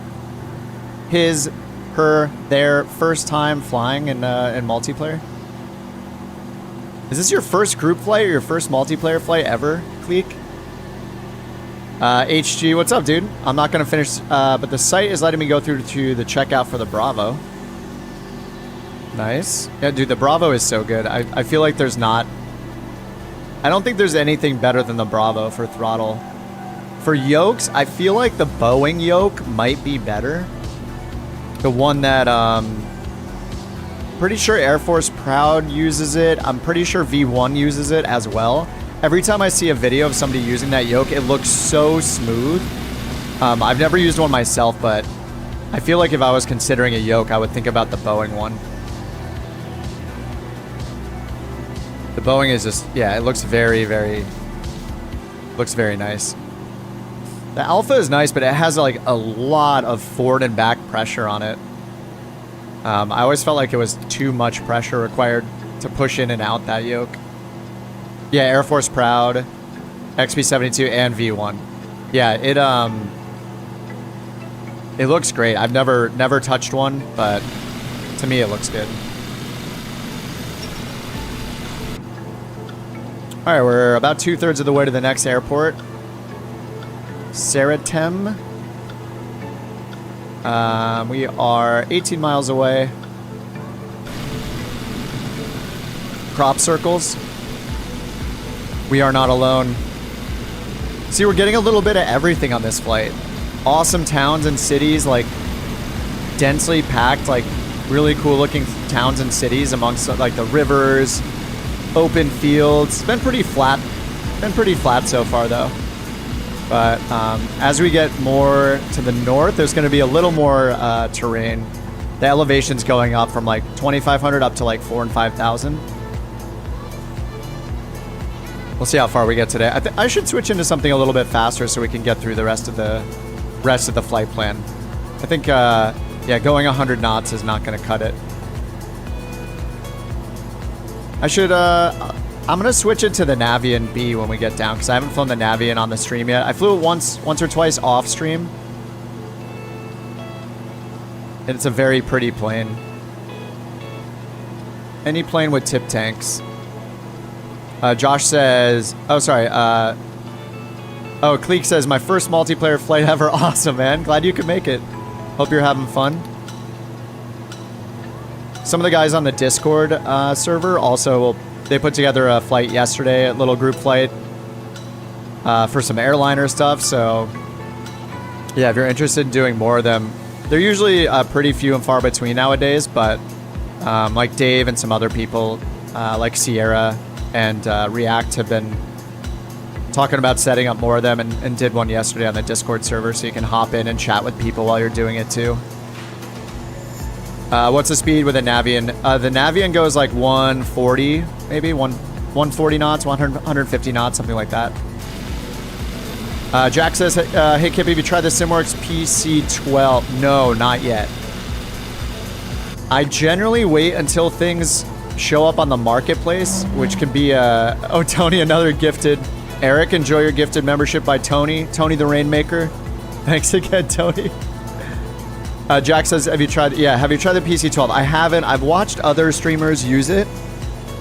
It seems pretty cool, but it also doesn't seem like it'll replace like the M500 for me or the TBM 850 for me, but I will try it when it comes onto the marketplace. I generally try to buy everything on the marketplace because I'm stubborn and I want everything to be auto-updating within the simulator, not having to go to every other developer's website to download the new updates. So even though it causes me to not have the plane as quickly, I tend to wait for it to be on the marketplace. I am a marketplace enjoyer. Oh, Colby's first time too. Awesome, man. Glad you're enjoying it. Yeah, we did a lot in December. We flew across all of the U.S. and we did for 15 live streams in a row throughout December. We got all the way across the U.S. diagonally, 5,200 miles. It was a good time. A good thing to check off for all of us, I think. I'm in the Got Friends XPA, or sorry, the MXA right now, which is a amphibious plane, but I'm about to switch. I'm going to switch over to the Hangar Studios Navian next, because I haven't flown it on stream yet. But yeah, just swapping. I'm going to swap to something a little faster because we have a ways to go on this flight plan. We still have like 250 plus miles left, and I'll probably switch a third time toward the, let's say the the final third of the stream, just to make sure we can get through it. Maybe into the M500 or something like that. Or maybe even the Comanche, but yeah, I'll hop in the Navian, the single engine, the Navian B. Cyber says, I read the PC12 may make it to the marketplace end of the month. Nice. PC12 STOL capabilities. Nice, nice. Okay. Yeah, the TBM and the M500, I'm always a little weirded out, like taking off on a grass strip or a dirt strip with those. So, sounds nice. Yeah, sounds like it's got its place then. I didn't realize that the STOL capabilities were much better in it, so I'll definitely get it. It's just a matter of when it comes on the marketplace for me. What's up, Seth? How's it going, dude? Rain. Yep. We do have rain ahead.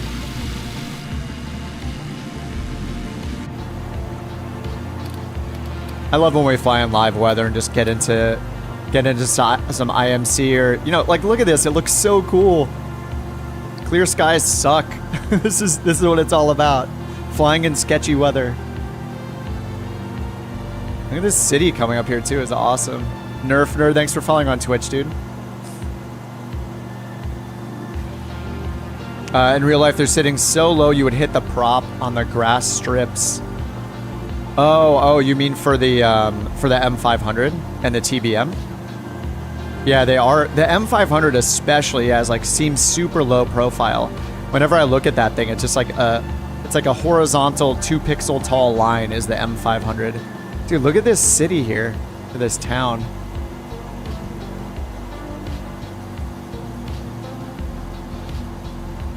Very cool. Yeah, that makes sense. Yeah, I'm totally down to try it. I have, somebody else told me to get the Phenom, the P100 as well.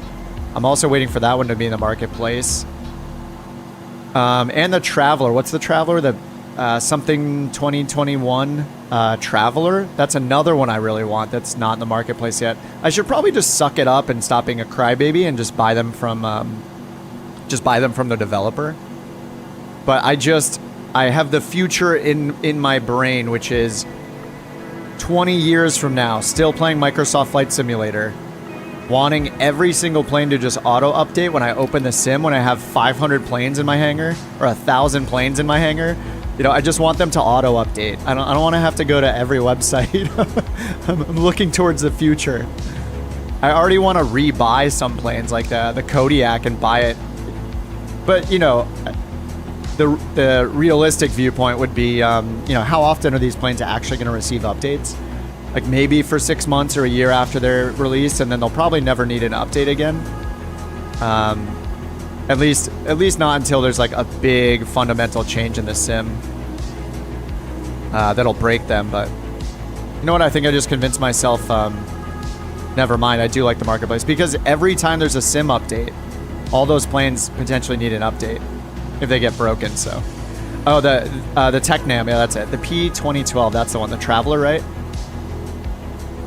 All right, sorry guys. The airport is really close to us. We have runways 05 and 23.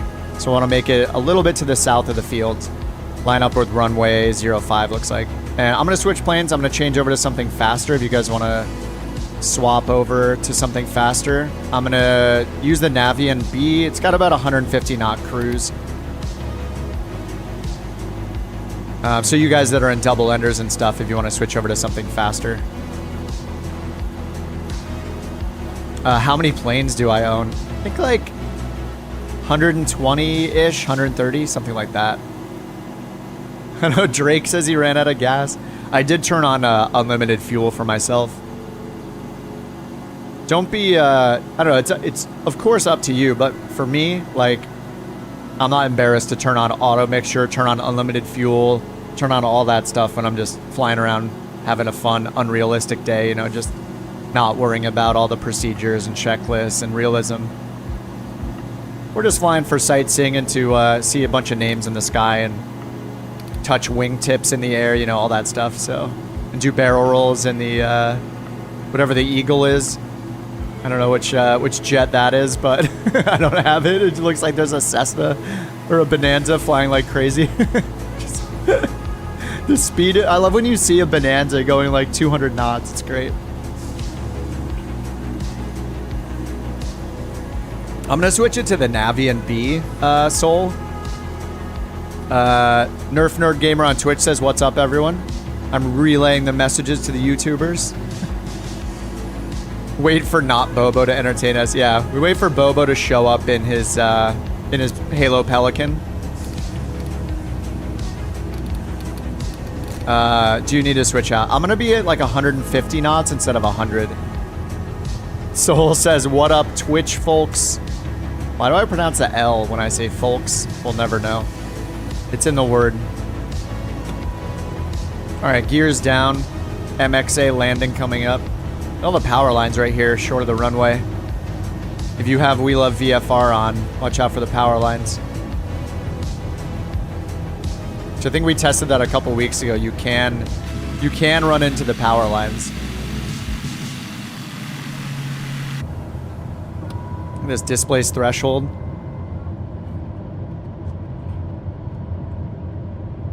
I don't know what's going on with this freeway. It's elevated, but the traffic is on the ground. Classic.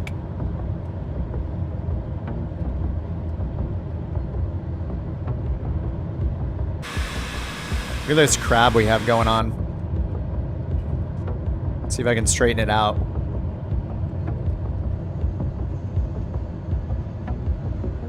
Quite the crab.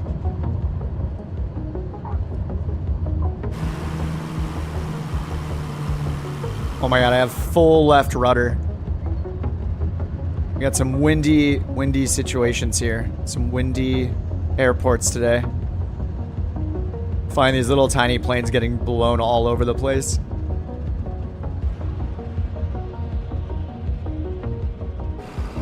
It's so challenging to land. Oh, is this... Wait, this is a tail dragger technically. Yeah, it is. For a second, I thought it was tricycle. It's just so challenging to land a tail dragger this small in gusty winds, and then with all the effects that Microsoft has, where it like pulls you super hard in one direction on the runway. It's a chaotic landing. Very challenging. All right, I'm gonna switch over to the Navian B. We are at LPSR now, so I'm gonna update my flight plan and everything here. Our next one is LPPN. Lima Papa November.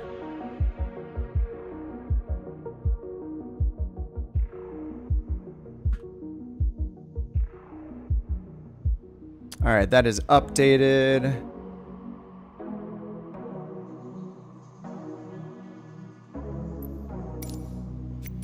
And let's go with the Navian. I can't tell if it's Navian or Navion. The Ryan Navion. This is by,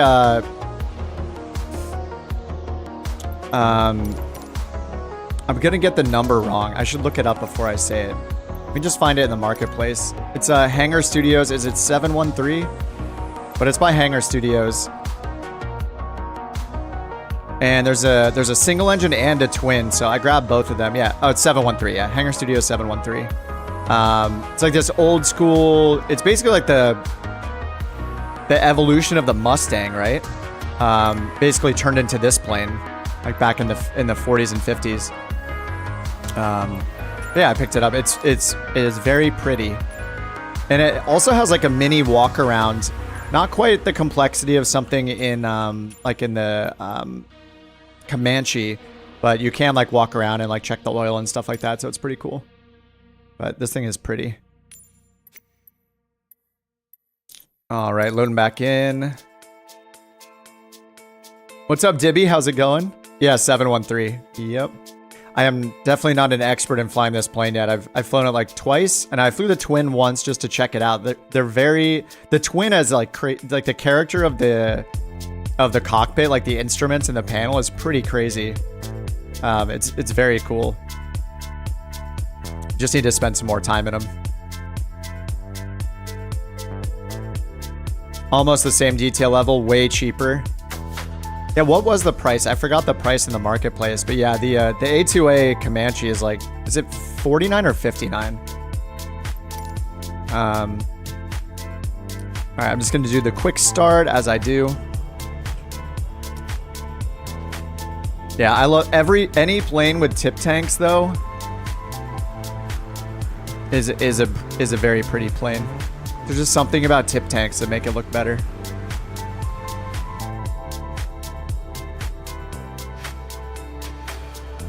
All right, LPPN is our next one here. Oh, $10 for both, or each of them? 10 each, I would guess.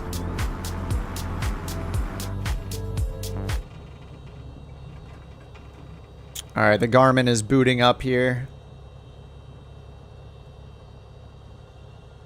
Yeah, this is definitely, this is not by any means a review of the plane because I've barely flown it myself.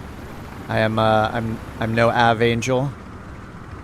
Not really a plane reviewer, but I think I flew it just one night. I flew a couple of flights in it and had a good time, so yeah, just need to spend more time in it, that's all, until I have like a full opinion. But I mean, it is solid. It's cool that it has like a walk around feature similar to the Comanche. I don't know if it actually has wear and tear and stuff like that though, or failures, but you know, that's stuff that only a select few planes have, and I can't imagine the complexity of putting that kind of stuff into a plane. Yeah, it is pretty rare to get a high quality plane for like 10 bucks, so it's pretty crazy. MRS says we have many hours in it and love it. Yeah, I definitely need to build my hours. TPHI, 500 hours in the twin. All right, I'll just get one notch of flaps down here. All right, let's continue To the northeast this time. All right, this thing also takes off extremely quickly, I believe. The winds are pretty crazy right now, though.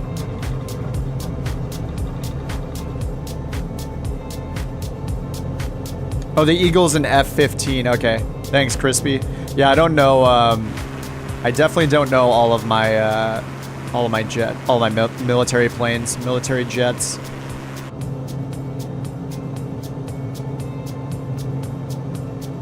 Oh man, VMC time. Why is my gear not coming up? I think the hydraulics are turned off. There we go. Yep, that'll do it. Yeah, this might be the first plane I've ever flown that actually has like a hydraulic system in it that you need to turn on to mess with the gear. I don't know what the flaps. I assume the flaps as well require the hydraulics to be activated. I have to learn about using it just because it's not something that's in other planes. Hey Riz, what's up? What is the tiny biplane? The Pitts. There's a Pitts S1 and an S2. Mattering if you want 1 or 2 seats in it. If that's what you're talking about, Hunter. All right, we're gonna go to the northeast now. We're going up to an airport called Moitas? LPPN, Lima, Papa, November. 49 miles away, and our course is 051. I feel like I need to turn the engine sound up a little bit. It's a little too low now. I wish there was some like normalization for all the engine sounds in Microsoft Flight Simulator.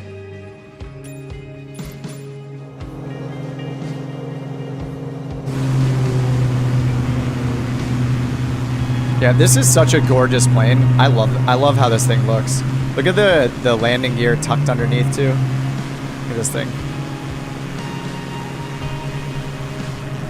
And I think does this have cowl flaps? I think it might. Cowl flaps, yeah, they were open. Whoops, or they were closed. Whoops. It's okay. This is not about realistic flying day anyway. Just about getting to the points. Yeah, we have some horrible weather now. I might switch off a little bit. We'll see how bad this is or how long it lasts. And for this route, we can follow this river for about halfway for this this leg. This is the Rio Teo, I think. I can't pronounce any of this, but I think it's a Rio Teo, or whatever the correct pronunciation of that is that I cannot be responsible for. I can't do it. I do not speak Portuguese or anything close to it.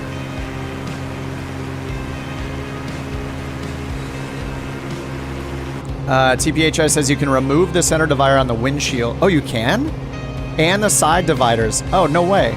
Wait, what does it replace it with? Just like pure glass? On the tablet. All right, let me try to do that. Oh, we're overspeeding like crazy already. That's why we are shaking like crazy. I am in the red. I am in the never exceed speeds already.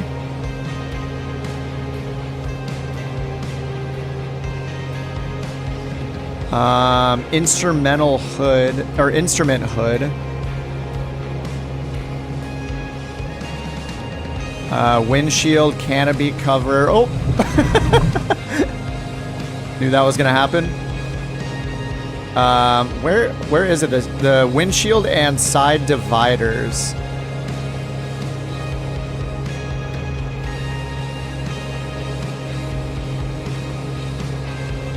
There is windshield right here. I'm just gonna click that. Nothing changed. Watch where you're going. There's a lake. It jumped in your way. We're supposedly following this river. I think I need to change to a preset now. This is just not fun to look at. All right, let's turn off live weather. Go to few clouds so we can see some pretty things. Somebody just put it there. Whoops. The window divider.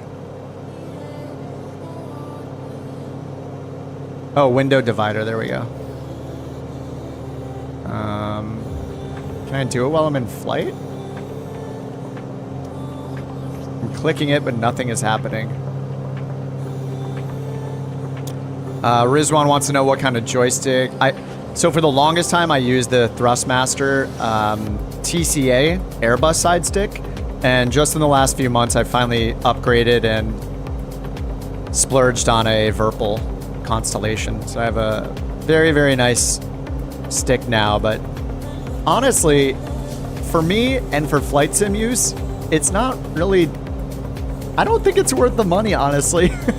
It's got a lot more buttons and stuff on it, but I actually thought that the Airbus side stick for my use was fine.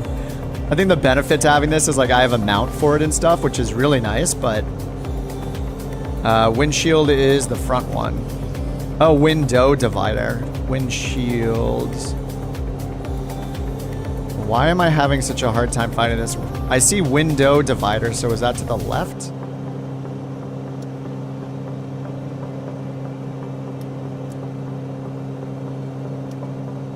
Oh, I see. Okay, okay. This whole one is open now. I see. So there's another windshield one. Oh, windshield right here. I see it. Is that it? Oh, nice. Got it. Okay. I'm dumb. I finally found it. Windshield. Oh, that's so much better. Yeah, especially out of the side. Dude, that is so nice. Holy crap. You pretty rarely get a view like this. That is pretty nice. Damn. Thank you very much. Yeah, that's really nice to take those away. Looks good. You guys need to delete these options though. You can never get rid of the tip tanks on this thing. They look too good.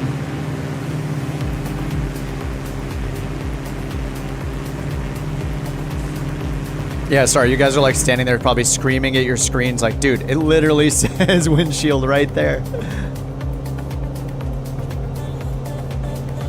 All right, now that I'm not crashing into water, let's follow this river for a little bit. Paul, we're on USA East. Just got the Velocity 1 stick. Haven't used it much. Oh, but like it so far. I feel like when it comes to flight sticks, most of them are pretty good. I feel like the thing you're most likely to have poor quality in is rudder pedals. Like I started with the Cytec or the Logitech ones, and those things were so hard to use. I basically didn't want to use them because they require so much pressure to even get them started moving that you can't do small movements. You know, if you're trying to fly coordinated, do coordinated turns, or even just taxiing, it was kind of annoying. I feel like you can get away with pretty much any stick and throttle because they don't have to be super, super precise a lot of the time, unless you're doing like crazy formation flying or something. Like for me, the Thrustmaster stuff was great. Playing on a controller, that is really hard. Props to you for being able to play on a controller. I tried it when the Xbox version of the sim came out originally. I did do a stream with a controller that time. It was very difficult. So yeah, I think anything more than an Xbox controller is going to be so much better. You could get the cheapest yoke and the cheapest stick, the cheapest throttle quadrant. Like I would be totally fine having and I used to have the Logitech throttle quadrant, which just has three little levers on it. All right, this is where we break off from the river here, guys. I'm gonna go to the north more. But yeah, I would say the rudder pedals is, if you want rudder pedals and you want them to be, you know, give you really precise movement, especially when you first start pushing them, that's what you're going to want to invest in if you want the whole setup. I personally think the stick and the throttle are not nearly as important. But yeah, if you have an Xbox controller, I would invest in like a HOTAS or even just a stick.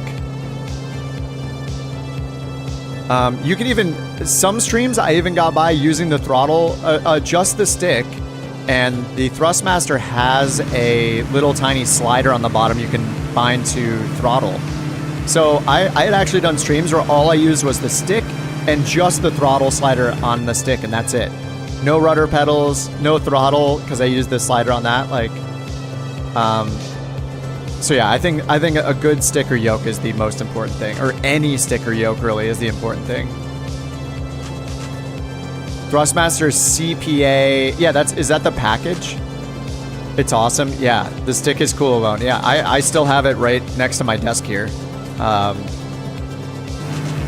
Need to give it away. I'll probably just donate it or give it away to somebody because the twist axis is broken on it.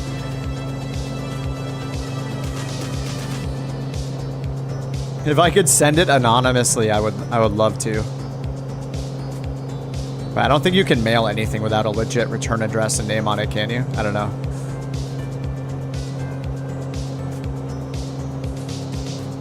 Look behind for DJH.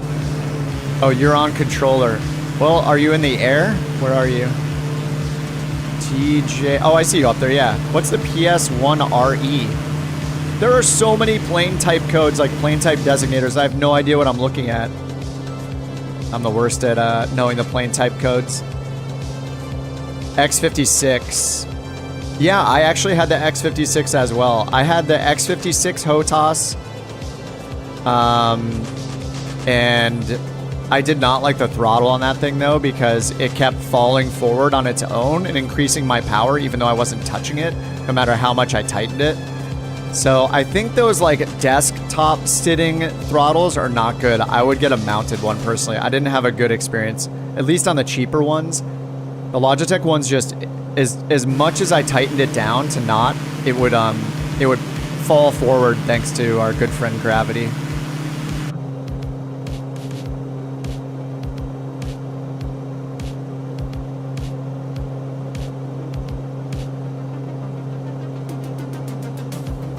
All right, we are 27 miles away still. We got some river to follow here. We can follow it just briefly.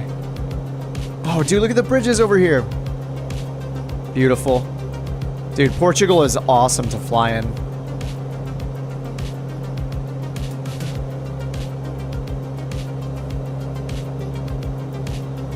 All right, our actual course is over here to the east a little bit, so I'm gonna get over towards that. Soul says I just got some great mounts off Amazon, about 60 bucks. Yeah, I don't know why I never looked into mounts for my Airbus side stick. Like, if I got a mount, like, I just got used to putting it on top of the desk, I think. But having a mount is nice because I can, like, keep it permanently there. Don't really need to move it out of the way or anything. It just, yeah, nice and static setup here now. I even changed my desk out a few months back for a small standing desk. Got a monitor arm holding it up. Got everything mounted. And I don't really have to move anything. I don't really need that much desk space, I guess. My old desk was literally twice the surface area of this one.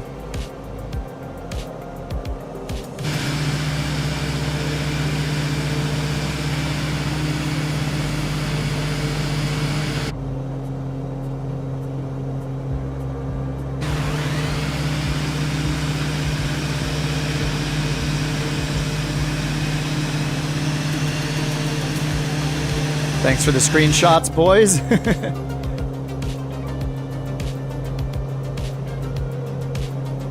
New controller for the Yawman flight controller. Haven't checked that one out. Note the date and time.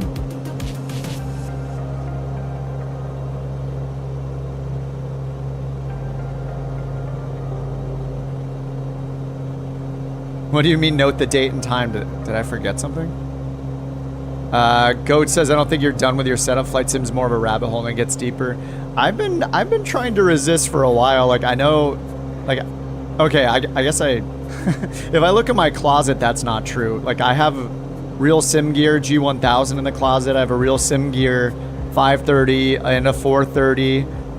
But I don't use them at all. I never use them. It's mainly because of the stream and, like, I don't have, like, a camera showing the G1000, so I just don't hook it up. More useful for a real pilot, I think, than, or somebody that's, yeah, somebody like me who's streaming, like, it's not very useful to have that stuff. Oh, I don't need that much desk space, yeah. Face cam, 100,000 subs, and we'll get face cam. I'm only at 20,000, so I'm buying myself time. And by the time I turn on the face cam, my face will have aged 10 years probably by the time we get to that point.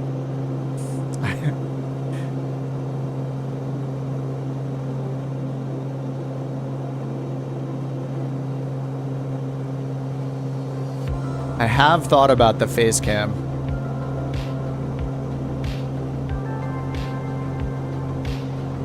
But not yet. I need to get more plastic surgery. It's all about the marketing.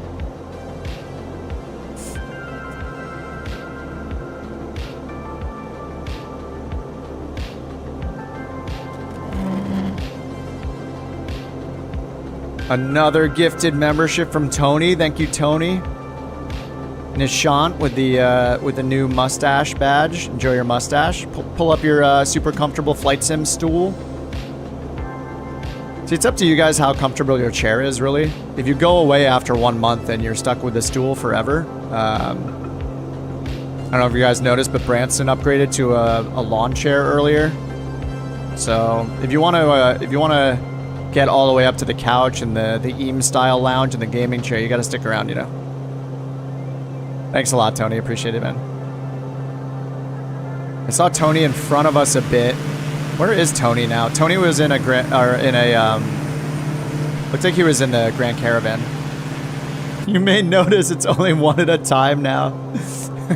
Tony doesn't want to give us all the 50 audio files playing back to back again. Oh, I totally appreciate it, man. 0, 1, or 50, regardless of how many or any at all. It's just really nice flying along with you guys every weekend and sometimes more often than that. So yeah, I appreciate you guys taking the time to hang out. It's always fun.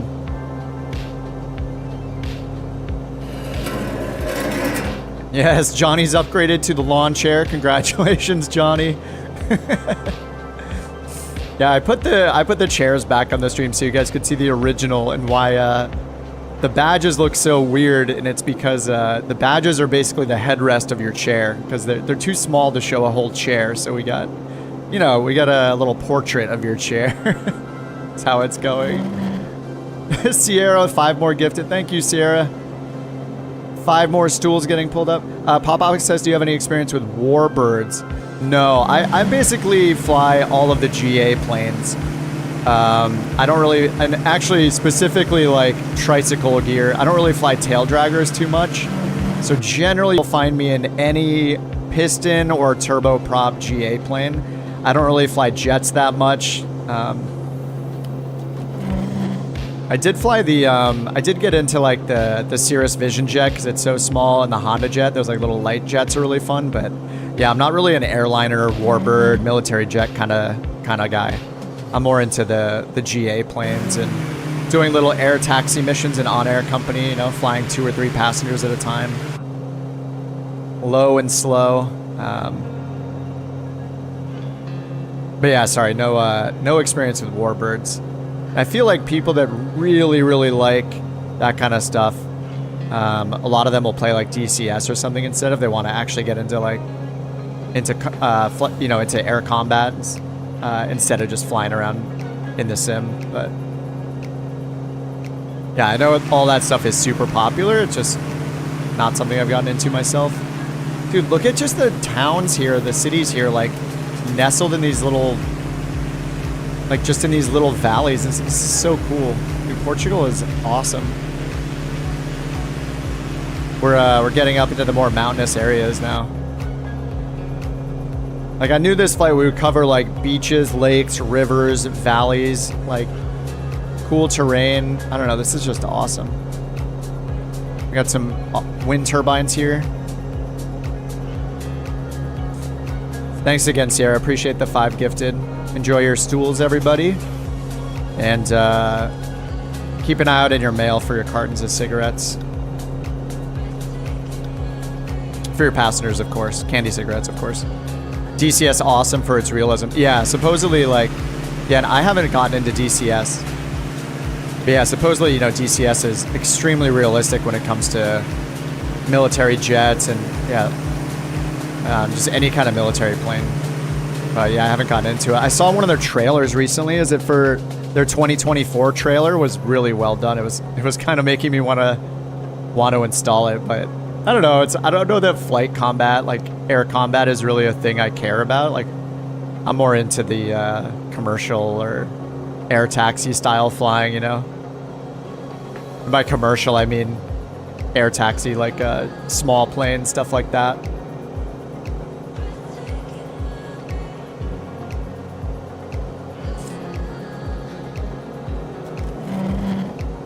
Yes, 5 more stools.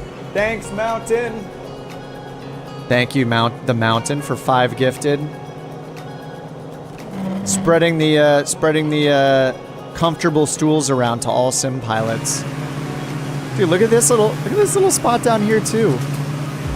Dude, this is like this is just the coolest area I think we've flown in a long time. Portugal for the win. What's up, Schwartz? Did I hear fighter simulation? Dude, we haven't seen you for like a month, it feels like. We start with somebody, including me, we start saying DCS and then suddenly we've summoned a Schwartz. He's back. It's been a while, Schwartz. How you doing, man? Beautiful weather too. Oh yeah, let me go back to live weather. Does the weather still suck? I turned it off live weather. Wait, am I back on live? No, I'm not. Is it horrible? Oh god. Yeah, we'll go with few clouds still. Breaks the sun coming through the clouds. Yeah, for me it's like overcast, so I'm back off live weather again.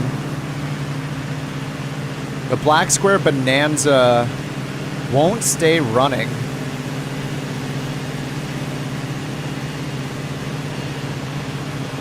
You're not running out of fuel, are you? Short says, sorry, I was pretty busy studying, couldn't come where I wanted to join. Oh, dude, don't apologize, man. It's good to see you back in the chat, man. Hope everything's good. Hope you had a good holiday break and all that stuff.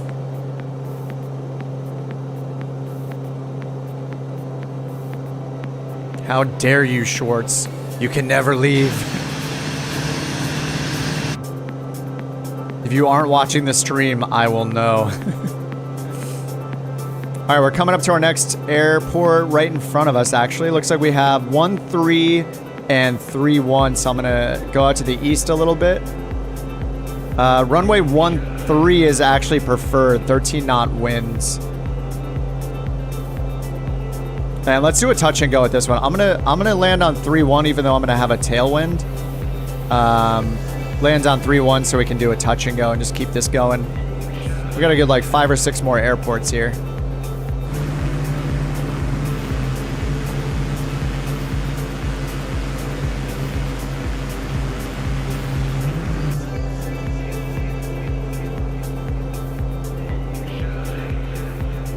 All right, I need to actually turn on the hydraulics here so I can get the gear down.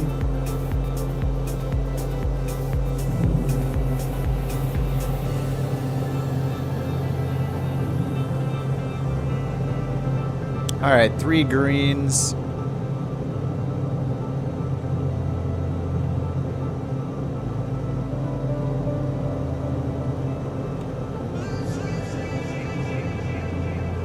I'm gonna land with a tailwind. Always a great idea. Man, having that window divider out is so nice. Like the visibility is great in this thing. Thanks again for letting me know that was the thing. Let's see the... Oh yeah, the landing camera like zooms. It like zooms in your like the focal length basically.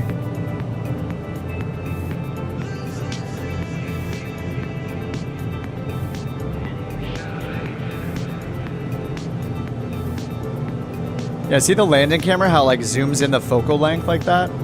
So you can see the airport more clearly, it like zooms it in. It's kind of cool.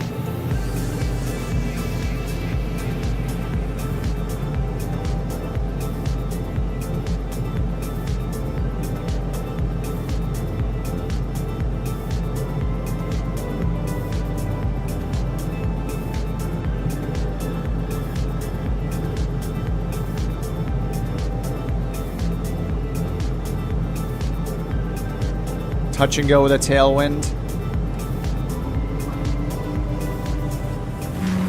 Oh no, I forgot. I don't have my stick set. I was just twisting my stick axis for the rudders. Fail. It's been so long since I had my actual rudder pedals attached that I was twisting my stick to stay on the runway and I unbound it. So many fails today. Refuel at the next stop. Oh, just do a midair military style refueling. All right, I'm gonna circle the field once and then we'll be on our way. Let me update the route again. See if I can do this while flying. Edit route. All right, our next one is LPLZ.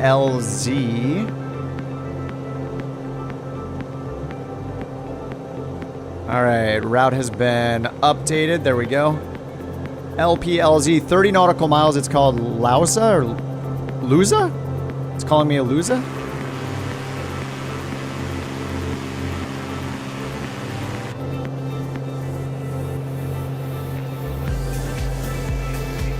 I actually didn't even physically have my feet on the rudder pedals for that landing because I've been using my stick twist axis for so long, for like months.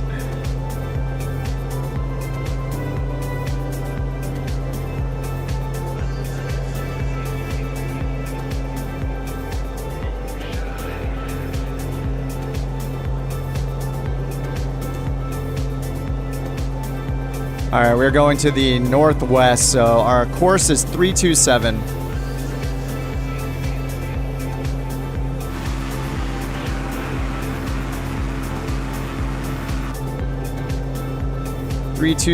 And about 30 miles to the next airport.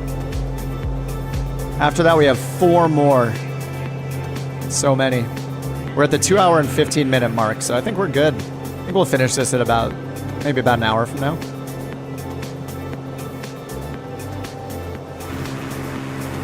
Dude, here are the valleys. We're getting them. More rivers, more interesting terrain and landscape. This is awesome. I mean, we went from rivers to like flat landscapes to this mountainous terrain.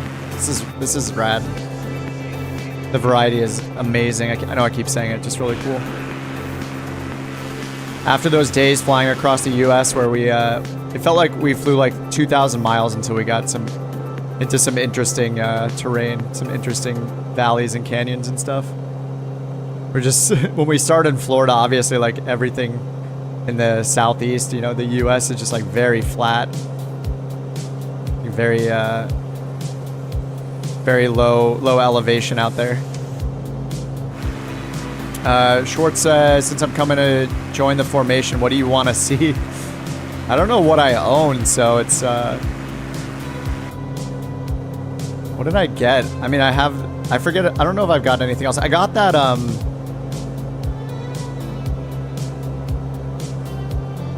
was it the India Foxtrot Echo one? What was the new one? The Tomcat? I picked up the new Tomcat just because a bunch of people were flying it, so I need to turn off the hydraulics. There we go.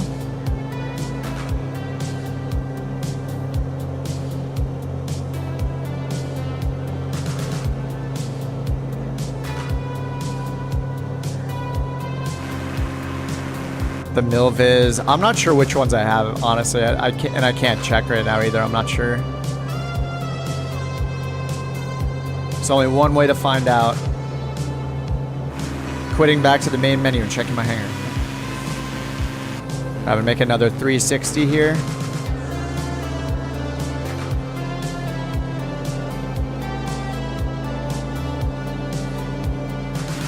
So I can group up with you guys.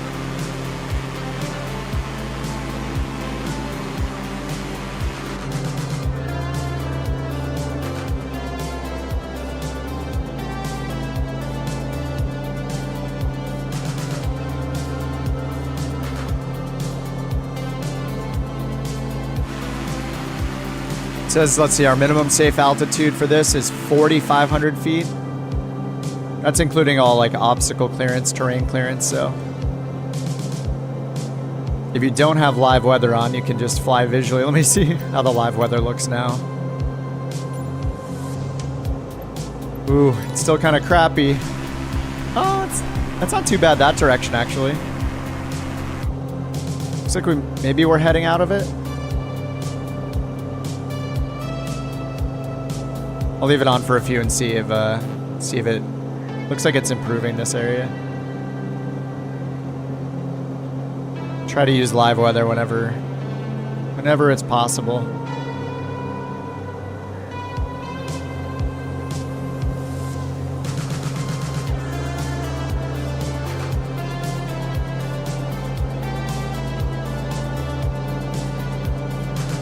And this thing goes really fast too. I'm like often in the yellow band on the speed. We're at 180 miles per hour roughly. What is that, like 140 knots, something like that? Dodge the windmills. Yeah, dodge the turbines. Can confirm it's dark. No live time, no. Yeah, I actually almost never use live time because like during the week, most of the time I have to change the time. Live time's just not fun to fly at night in VFR. Night flying. You miss out on all the pretty stuff. If I'm doing like nighttime Vatsim off stream, like sometimes I'll keep it on night. But yeah, most of the time I Oh, Valenta says I'm doing 178. Wait, this is in miles per hour. And we're at 175 miles per hour, so that should be more like, what, 150 knots? Something like that? Is Valenta right? Oh, Valenta's probably ground speed. I'm guessing we have a tailwind then. Yeah, I landed with a tailwind at the last, that last airport right there, so. It was reported to have a 11 knot tailwind, I think.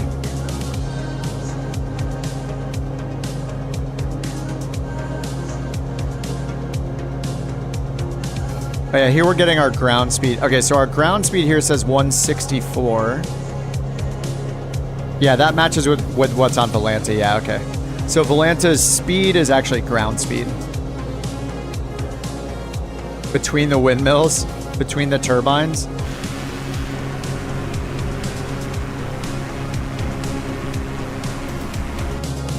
I do have crash damage turned off, so this is a non-risky maneuver. I haven't checked if you can collide with them, but I would assume that you can. If we can collide with the power lines from We Love VFR, I'm guessing these also have collision enabled.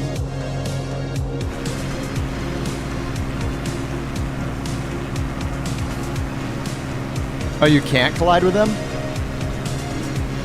Oh, it doesn't work, okay. Yeah, it's kind of weird how some things do have collision and some things don't. I remember that one time we tested out the power lines and can definitely collide with the power lines.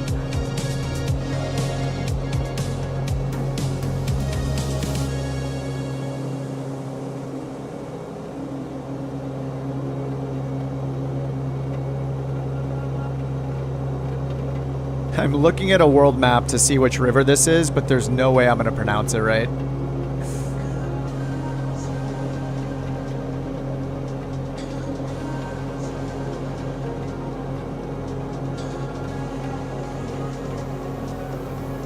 Can't collide with the blades. Oh, haven't tried the stem part.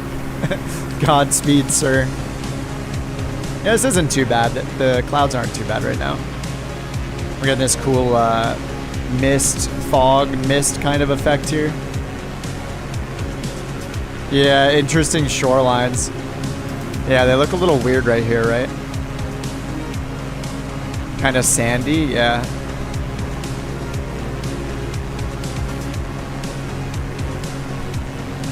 Oh, Cyber Warrior's in the Navian as well. Let's go check it out. 2 Navians. Navion. I don't know why I keep saying Navia. I think it's Navion. The Ryanair Navion. Yeah, this thing hauls. I'm always in the yellow. This thing is fast. The Navi. The Navi, like Avatar.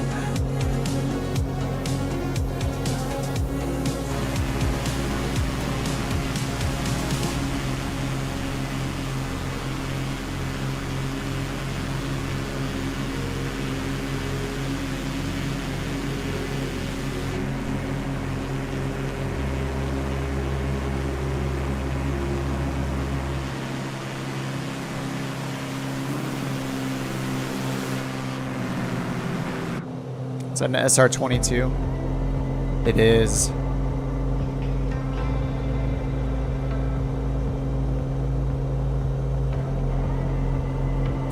Maybe you say Navi again, like you call the blue Avatar guys. That's how we pronounce Nav in German. Yes, yes. I took some German in high school. So that means I can say 10 words poorly. All right, only 10 miles to the next airport. We got Lausa, LPLZ. Winds are 243 at 37 knots. Wait, that can't be right. Oh, I don't know where it's getting the wind information. Okay, the METAR says 140 at 11. So 17 and run 11 are their preferred runways. So we're gonna land at 35 because it's easier. Navion, hard A. Yeah, Navion. And let's see, this airport is at 650 feet and it's right past some mountains that are almost 4,000 feet in front of us. So we gotta drop from 4,000 feet down to about 1,000 feet right over these mountains here. And then we'll land on runway 35 or 29. 35 is going to be best for our direction of travel, but again with a tailwind. Pretty much all these runways are better to land facing south with all these with the winds we're getting. Gabe, what's up, man? Oh, was that lightning? Nay, not nav. Navion? Is it Navion?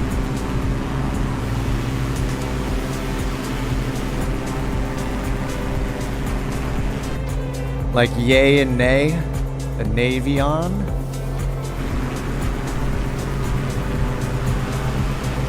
Oh, it's the Navion.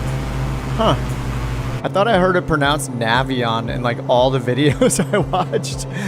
Is it one of those things like Porsche, where most people say Porsche, even though the pronunciation is Porsche? Like the name Porsche? Like Porsche de Rossi? It's one of those things. The E is not silent. It is Porsche. If you know, you know kind of thing. Well, I guess if it's Navion, and I say Navion, people will assume I know more about the plane than I do.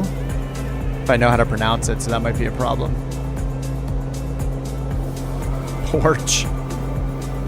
Porch. Yeah, it is Porsche. Most people say Porsche, but it's Porsche. All right, we have to drop all the way down. So the airport's at 600 feet. We need we're gonna land on the runway again that has a tailwind on 35. But it's down at 600 feet, 3 miles. It should be like right here at the base of the mountains, basically. Where is it? Is that it? Oh, there it is, right there, right there. Actually, it looks like for me.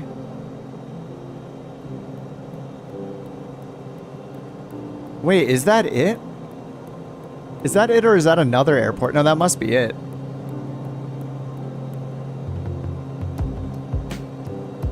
All right, I'm gonna land. I don't know. We have this one that's facing east-west, kind of. Wait, am I looking at the right runway information? Yeah, this should be 3-5. Tiny runway. Uh-oh. Maybe I need to abort plans. All right, let's get the hydraulics back on. All right, I'll go for the longer runway. Let's do a rest stop here as well. I'll watch a couple of you guys land. We'll take a couple-minute restroom break. And then we have 4 more fields we're going to go to today. That'll conclude our Portugal, our tour of a little bit of Portugal.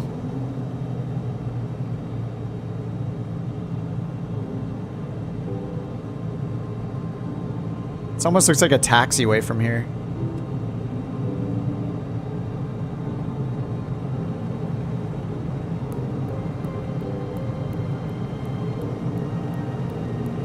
Oh, I'm so low. Yeah, this is a small runway. And the wind is, this is we have a tailwind landing this way. Oh no. I'm stalling. I'm stalling.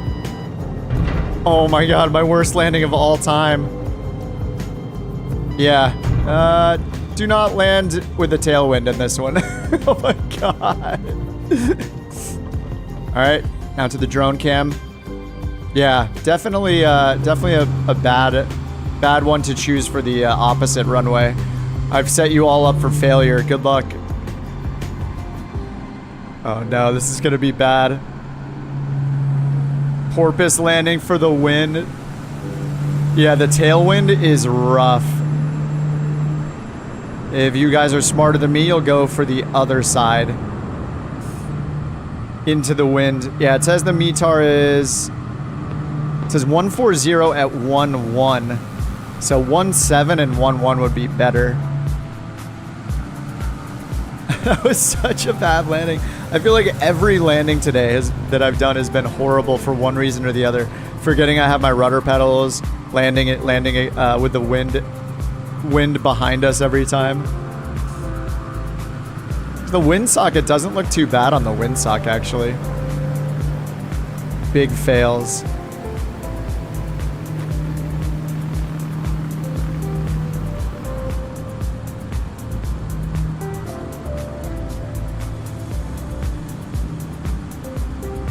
Corsair. Oh, the Corsair?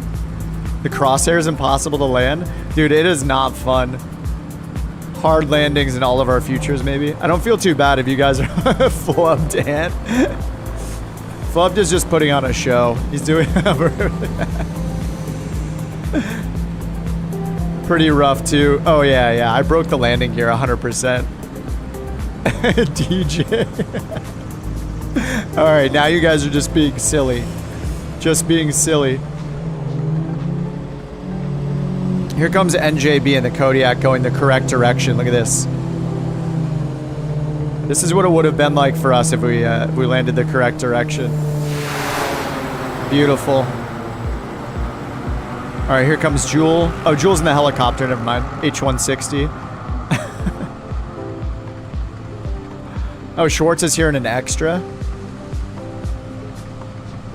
Ant down on the ground. Where I belong. Same. Loki's look pretty good too. Yeah, landing with a tailwind was a very, very bad idea this time.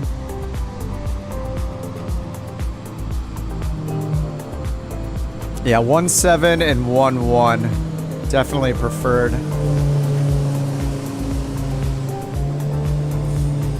All right, guys, let's take a 5-minute or so break. You guys need to use the restroom, grab a drink, all that good stuff.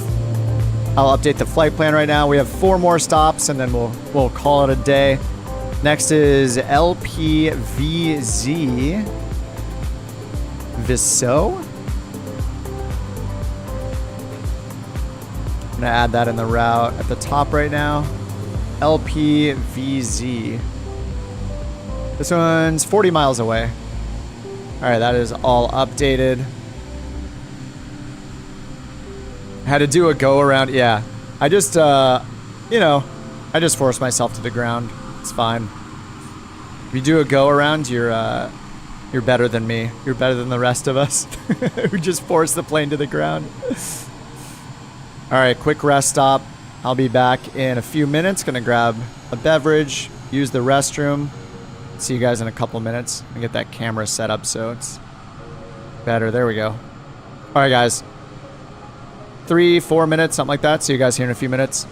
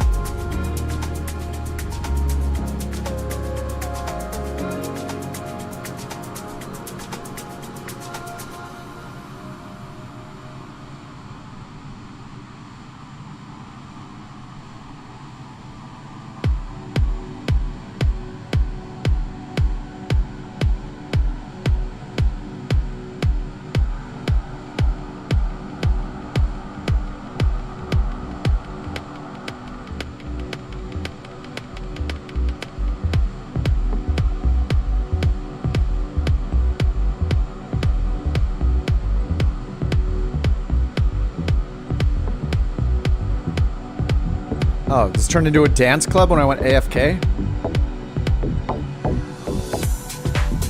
No. This song does not fit. Vetoed. My god, it's so pretty here. Oh, Soul said, my girlfriend said Portugal is the California of Europe.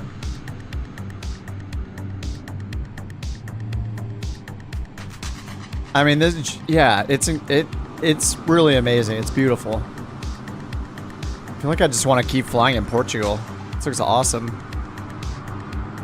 The dance. All right, so our next is, yeah, LPVZ. So we're going to LPLZ, Lima Zulu to Victor Zulu. It's at the top of the screen, as usual. I feel so bad for this poor Navion. I'm going to say Navion a few more times by accident, I'm sure. I feel so bad with that landing. I need to redeem myself on the next few legs. We got 4 more landings we're going to do.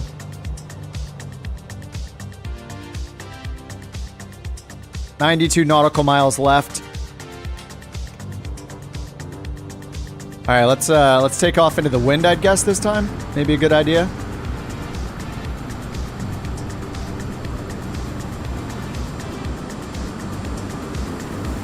Into the wind, into the wind. What a concept for pilots.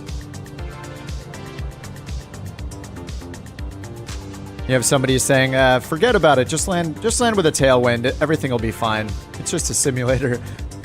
And then the embarrassment, the embarrassing landing sets in, and I realize the error of my ways. And this one takes off towards the mountain. I guess they both kind of take off towards the mountain here.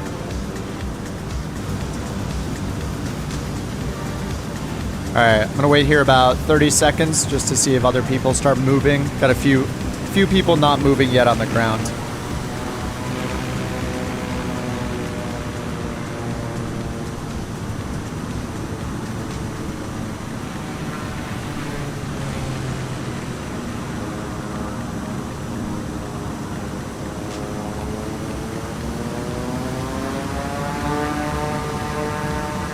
Negative. We cannot wait 2 more minutes.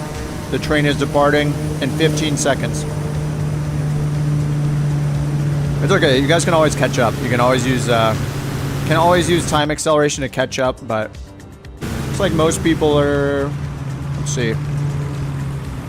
Most people are ready.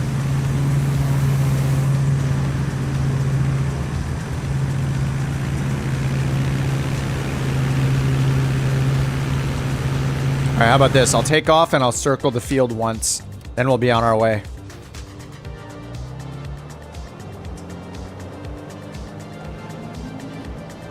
Whoa, what is going on with that right rudder? Holy crap. Is my rudder centered? No, it must be. All right, that was much better. There we go.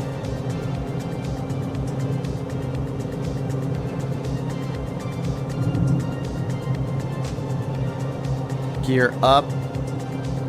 Oh my god, the wind is insane. Flaps up. Okay, looks good. Turn the hydraulics off. Hydraulic power off.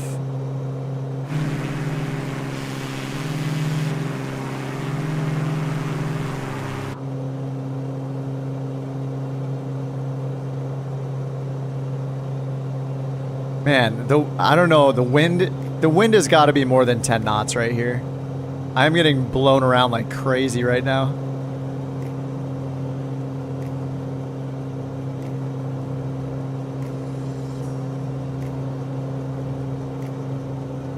I wish I had wind information on the 530.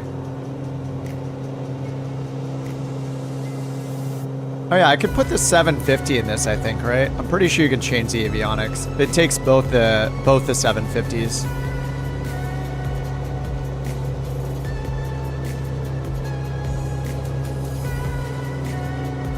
This is what happens if I let go of the ailerons. Look, I am like, what is going on? Is the wind just this insane right now?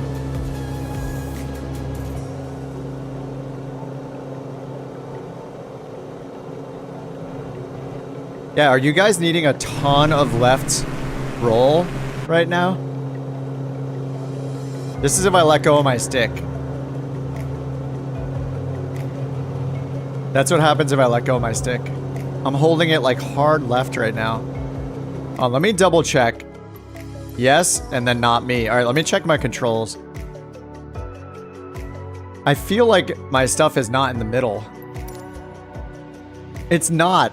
Wait, what's that? Yeah, what is going on here? Wait, what is this? Wait, oh, that's my Bravo, that's why. Hold on. Crosswind. Okay, dots in the center and brakes are good. Okay, that's correct. I'm just double checking. It's probably just the wind, but let me double check. And the stick. Yeah, everything is centered. Centered.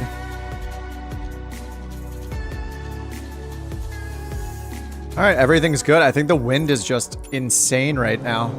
Woo! All right, let's get on course. Our course is 014. We're headed almost straight north here to Villarreal.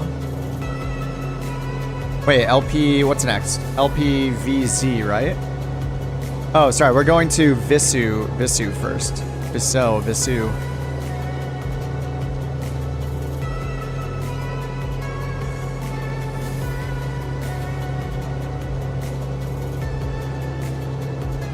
Did I put in rudder trim or aileron trim, or is there aileron trim on this guy? I feel like it's like trimmed out wrong somehow. Something is very wrong. Here's me letting go of the stick again. It rolls super hard to the right. Oh, the sim is freezing. Turbulence. It's on whatever the realistic setting is. All right, we're back.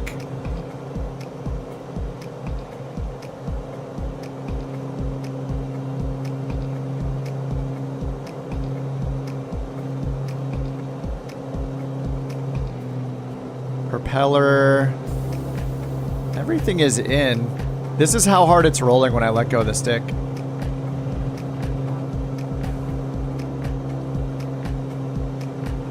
It does look tilted, doesn't it? 25 knot crosswind from the southeast. Yeah, that'll help.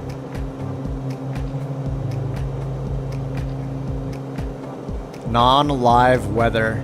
Yeah, that's a good test, actually. Yeah, good call. Eric, let me try that. Yeah, it's still tilting. What is going on? I don't get it. There's got to be a trim. Hey Nick, what's up? Oh, YouTube didn't show the stream until now. Oh, YouTube. Where's is there aileron trim in this? I feel like somehow I have aileron trim in.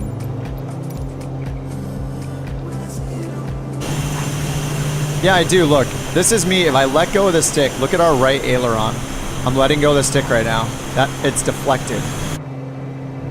I don't have any shortcuts for aileron trim set in the sim, but somehow my aileron trim is in. Oh, wait, the alternator? Wait, oh no, that wasn't popped. That looked like it was popped. I mean, that wouldn't have done it anyway. Hydraulics off. In is off.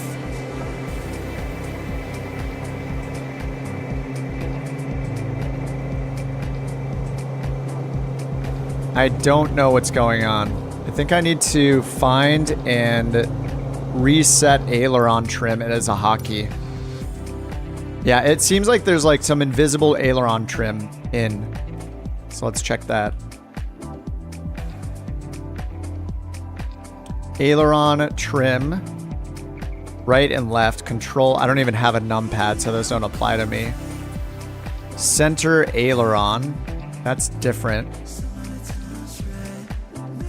Wait, where is reset aileron trim? Reset rudder trim. There's no reset aileron trim? Maybe trim was left over from autopilot. I haven't even turned the autopilot on though. Where? There's no reset aileron trim.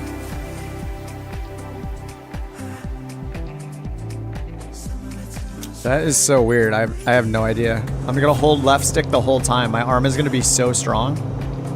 My arm is gonna be huge. Kimberly says, hi, had fun when we were slow. I had my Bell 407. When y'all went fast, I switched my Blue Angels number 6. Nice. Kip, do a 180. See if the problem reverses.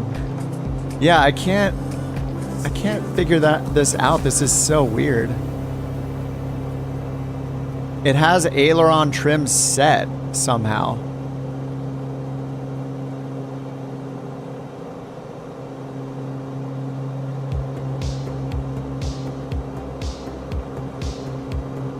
Yeah, the dog weight.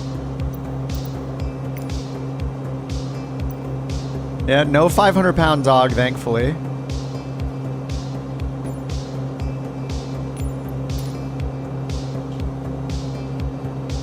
Put the autopilot on.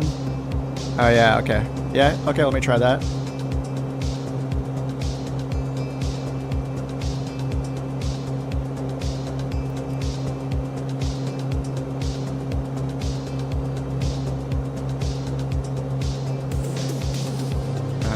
The autopilot does not want to turn on.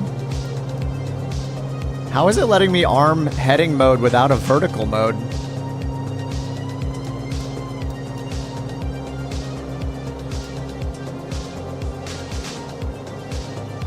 Your autopilot's learning to leaning to the right. Oh, compared to the GPS map. Yeah, mattering which autopilot you have, like if you're in the Comanche or something, some of them are programmed realistically, like they're not as like precise as a Garmin autopilot.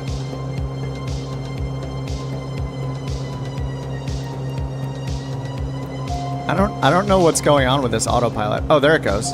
Is it because I had radio off there? Okay, heading. There we go.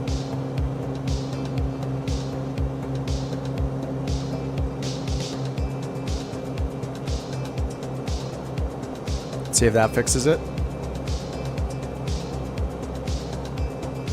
I don't even know if there's aileron trim in this.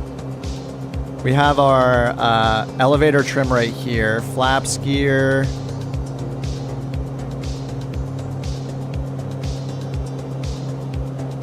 I don't know that there is aileron trim, but that doesn't mean that if it uses it, it won't actually take effect. Yeah, look, as soon as I turn autopilot off, this is what happens. What? What is happening? Look, if I go to active pause, this is with my stick neutral. Look at the ailerons. The left aileron is down and the right aileron is up. This is stick full right and then let go. And then full... stick full left, let go, right, let go. It's not, it's got like aileron trim set. Could be a glitch. Yeah. I'm gonna set, let me set a shortcut to aileron trim left and right and see if aileron. Oh, center aileron, is that what I want? Center ailer rudder. But this is not trim though, this is trim. Toggle aileron trim on and off. Control Shift Alt A. Let's try this. Now if I hit it, nothing is happening. Okay. Sorry guys, gotta troubleshoot this or I'm not gonna be able to fly to the next airport. Center aileron, aileron axis. So aileron trim right and left. All right, let's try Control Alt right, Control Alt left.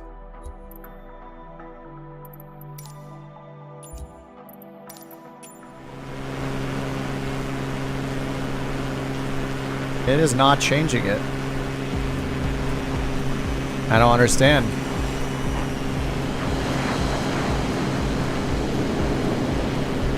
I'm holding Control Alt left.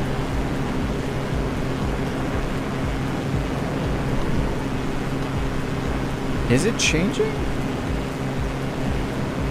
I think it's changing. Yeah, it is changing. Very, very slowly, but it's changing. It was aileron trim. Look at it. It's almost neutral now. That's so weird. How did that even happen? There, it's almost neutral. All right, that looks a lot better. Very weird. Okay, active pause up. Somehow it's got a lot of right aileron trim. Look, I'm back. Now it's good. Man, that was so weird. I guess I could maybe use the turn coordinator a little bit.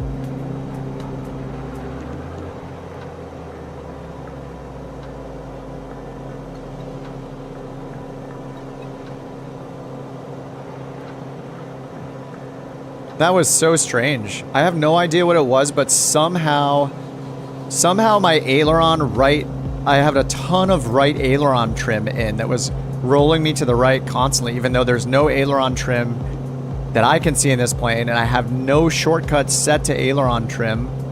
It dialed in a ton of right aileron trim, and I wasn't using the autopilot this entire day. So I have no idea what happened. That was very weird. Anyway, we're back now.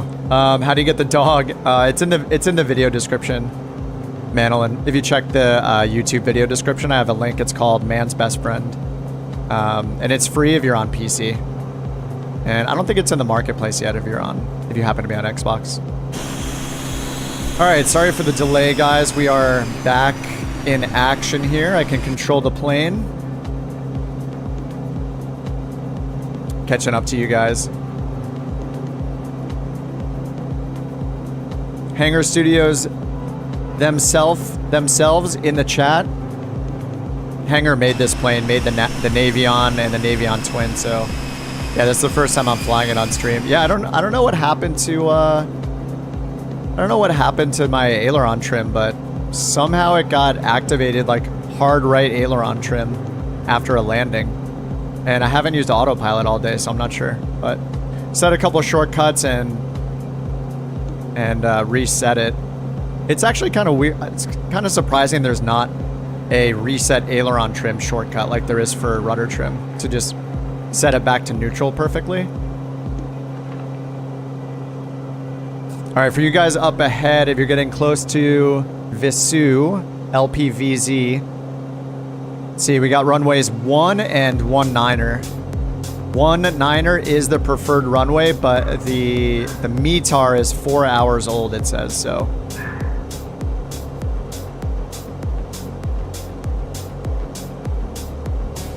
Was it a glitch in the Matrix? I'm not sure. I don't know if I've ever had runaway aileron trim. Maybe that's a new Sim Update 14 feature.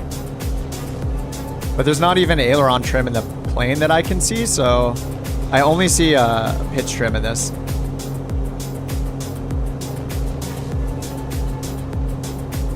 Actually, the things look a little blurry. Let me turn off DLSS. There we go. Oh, so much more crisp. Oh my god, you guys. Oh, sorry, I just paused on you guys. Gabe and Schwartz with the... Dude, are you guys attached at the hip? Look at this.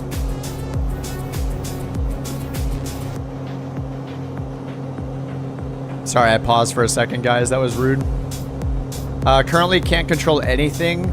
Locked autopilot. Which plane are you in, Soul?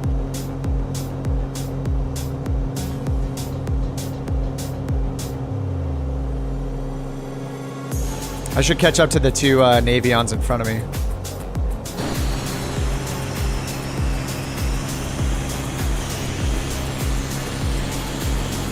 Yeah, we have 3 jets, yes. With the gear down. Did I play with all the features yet? Probably not. I just kind of hopped into it. I haven't played around with too much. I had turned off... TPHI had me turn off the windshield and the window divider to get the nicer views here, which are epic. Like, especially out the side. Like, this is so awesome. Man, for like, if you're flying a traffic pattern, like, you can actually look way behind you, which is a rarity in the sim. Normally, you can't see anything past like 90 degrees. So it's pretty nice to actually be able to look back. Okay, yeah, runway 19 should be preferable. I think I'm actually going to go to 19 this time instead of landing this with a strong tailwind. That was a bad idea.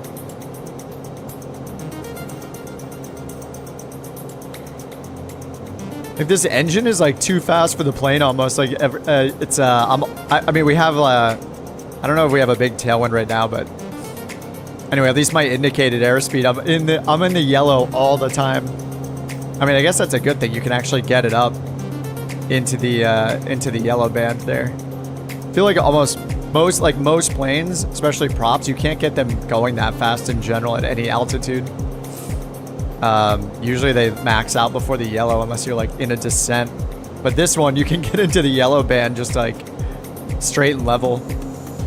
Oh, that's why. The original horsepower is 185, but this one has 260. That'll do it.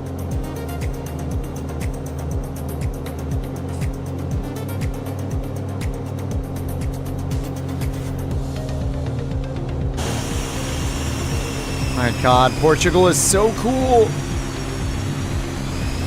Is this like the best photogrammetry in the entire sim? Like every city and town and building looks so good.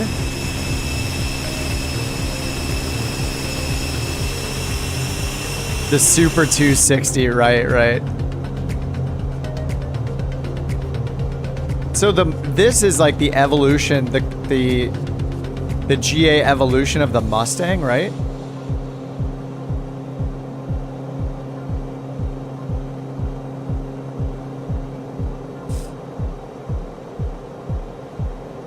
Runway 1 was fine. Oh God. Do I risk it again? I had such a bad landing. I need to slow this thing down massively.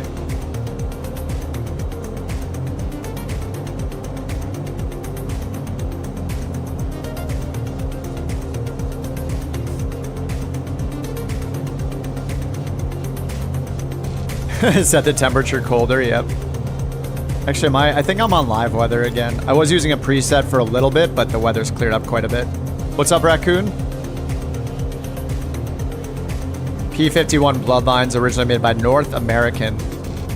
Tail section's the most notable.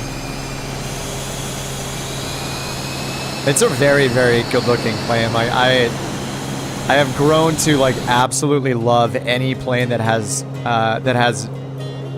tip tanks on them. There's just something about planes with tip tanks that looks so cool. From like this to, you know, even the M5 or the not the M500, the Comanche and the MU2, the Mitsubishi MU2.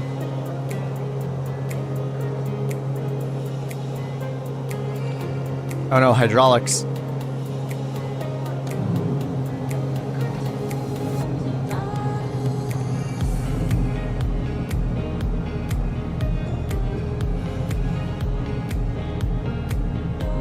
Keep going behind the dog by accident. All right, we're going with a tailwind again. We'll see how this goes. Gabe's dusting up the field for me. Oh, look, at least the trees were removed. I am very, very shallow. And quite fast. I'll just do another touch and go here so we can, we just took a break, so. Man, that is a very short displacement of the threshold there.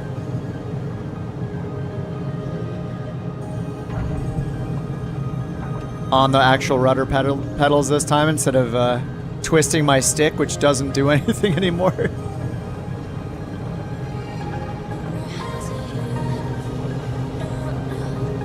All right, that was better than last time, even without preferred winds. Not too bad. Let's watch the gear go up. Oh, got a little sight of it there. Oh my God, Portugal is cool.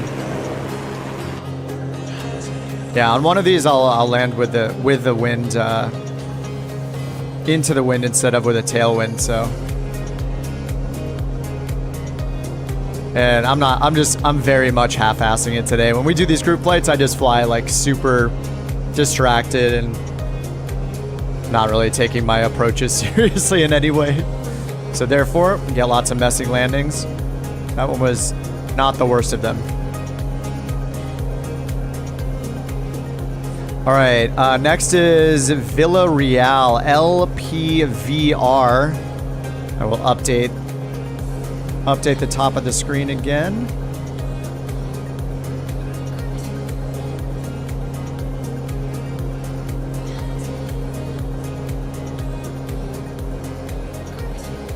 All right, LPVR to the north still. Love you're showing the trees in autumn.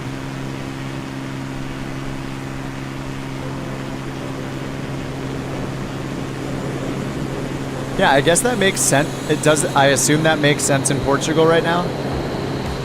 I'm a dumb American who doesn't know anything about the rest of the world and its time zones and seasons and everything. Nice pup you got there. If you like tip tanks, wait until I do the Navion Rangemaster H, newest Navion model. Almost full glass cockpit, 3 blades, nice. I am down. And I'm going the wrong direction.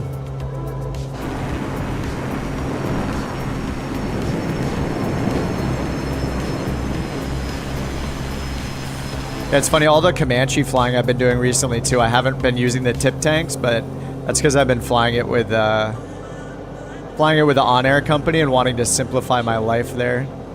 So I just have the main tanks going just so it's easier to operate. Actually, so in this plane, so the tip tanks are just used automatically. There's just like an on and off. It's just off or mains. In the Comanche, I need to flip to use aux tanks to use the tip tanks, I believe, and then switch to the main tanks after that manually.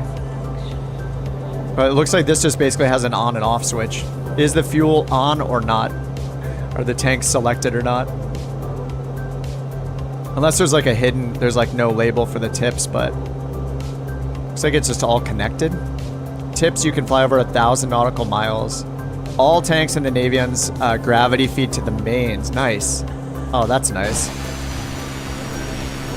This is the Navion B. It's like basically evolved from the P-51 Mustang. And Hangar Studios is in the chat. He developed the plane. And also the twin Navion that's in the marketplace too. So yeah, both of these are in the marketplace. I flew this off stream once or twice, just very briefly, but thought I would bring it out today. Needed to get a little faster. We were going pretty slow earlier today in our like double enders and stuff, so switched over to something a little beefier.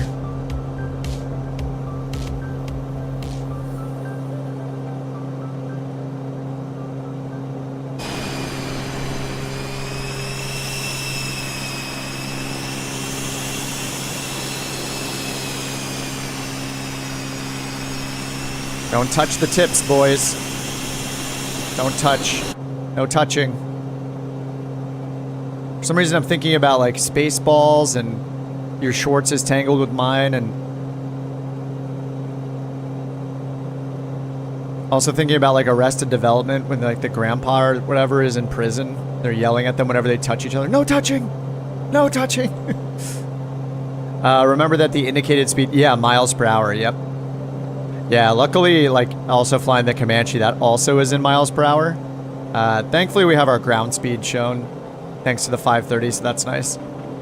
And the little Volanta overlay at the top also shows ground speed.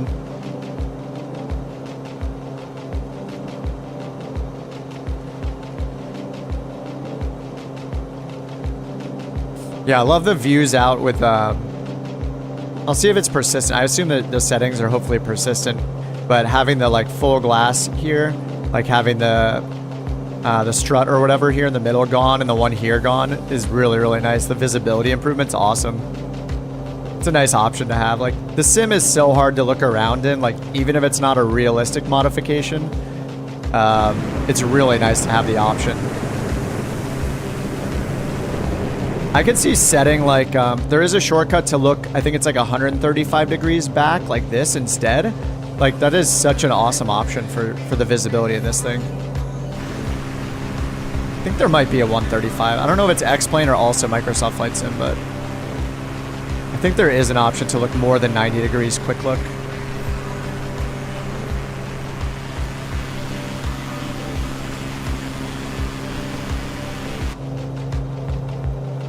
All right, 20 miles until we get to Villarreal. And we have 2 more stops after that, and then we'll be done for the day. The checklist. I've seen it, but I'm just... Today, like Saturday group flights, it's just like quick start and takeoff kind of thing. So not as much about realistic procedures or anything. We just fly around for fun on these days where I'm not really learning the plane per se. So no, yeah, I didn't look through the checklist or anything. I just gave it a quick start and just got going. Oh, the sim one is done too. Nice. I love it when it's the in-sim ones work too. Oh, wow. Nice. Do you know if it works with, anytime these work with the autocomplete checklist options, those are my favorite. I know like some planes, it's hard to get those or impossible to get them to work, mattering the plane. But it's so nice when those exist, so you can like have your co-pilot run through the checklist instantly for you. Not that you'd really have a co-pilot in this one per se, but it's really nice when you can do that. I like the option.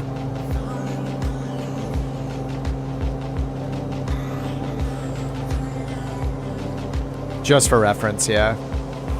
Turn on the gauge lights.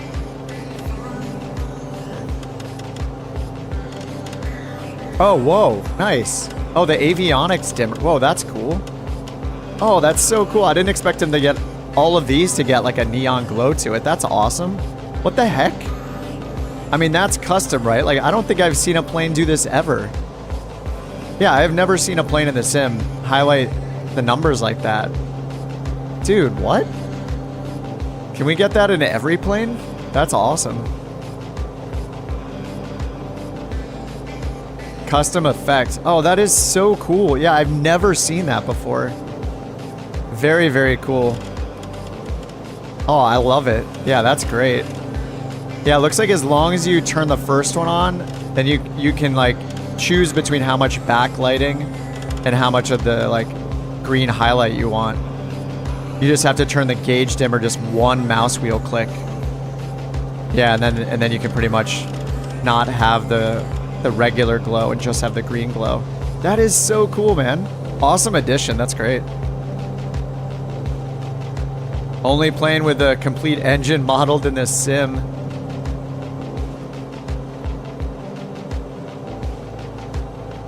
Oh, because, yeah, when you open up the cowling on the front, you can actually see the whole engine.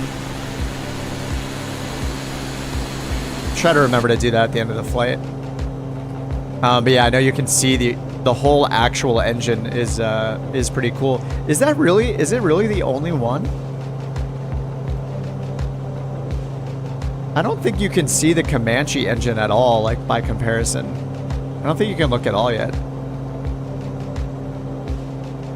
I checked under the hood like off stream when I flew it last week or so. But I just totally pulled it out on a whim today during the group flight just to grab something a little faster. So I haven't done like a full like walk around or any kind of plane review style. You know, we just hopped in it and kept our group flight going. Dude, live weather looks so good right now. Dude, look at the bridges. Is Portugal the best place in the world to fly? This is so cool.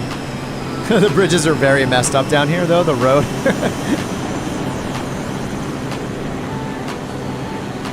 It looks so good here, though.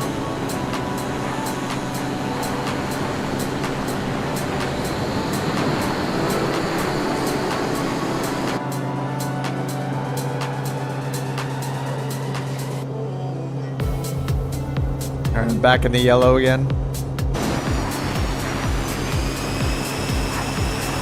The wind is a bit insane here. Yeah, TPHI were saying that the Navions are like $10.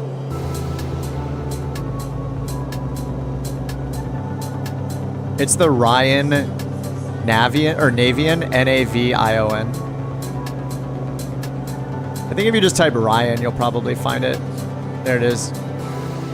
I was saying Navion, but apparently it's Navion. Navion? Navion or Navion? Probably Navion. It's one of those things everybody's going to say it their own way, probably. You can't stop them.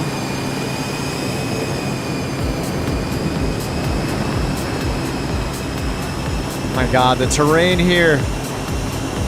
The Navy on. So if you're the president, then I'll remember, if you're the president, then you can turn the Navy on or off as you need it. Navy activated. You're the commander-in-chief. Navy on, Navy off. Dude, look at this. What is going on? This looks so cool.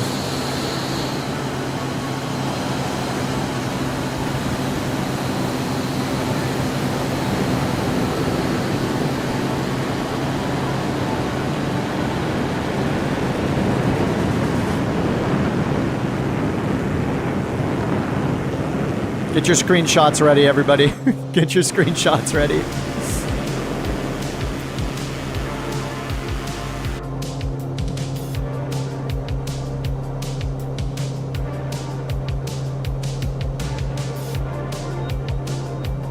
Oh my God, this is awesome.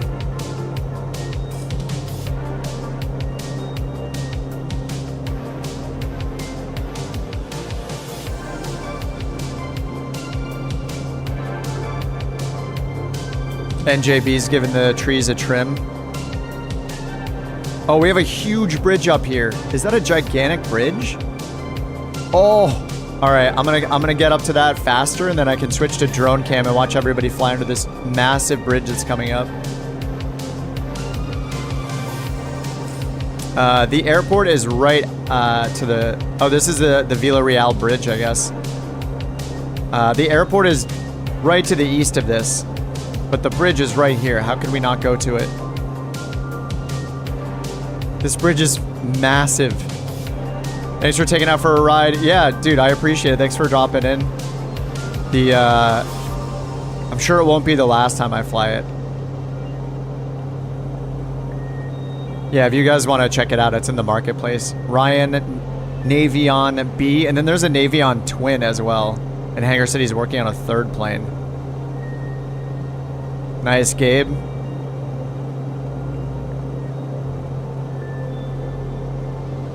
I mean, this is a bridge that a first-time flight simmer can get under. All right, I'm gonna go active, pause.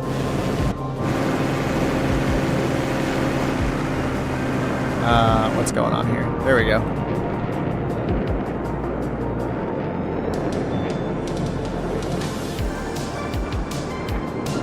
Oh my God, this is such a cool bridge. Watch out for the terrain right after it, though.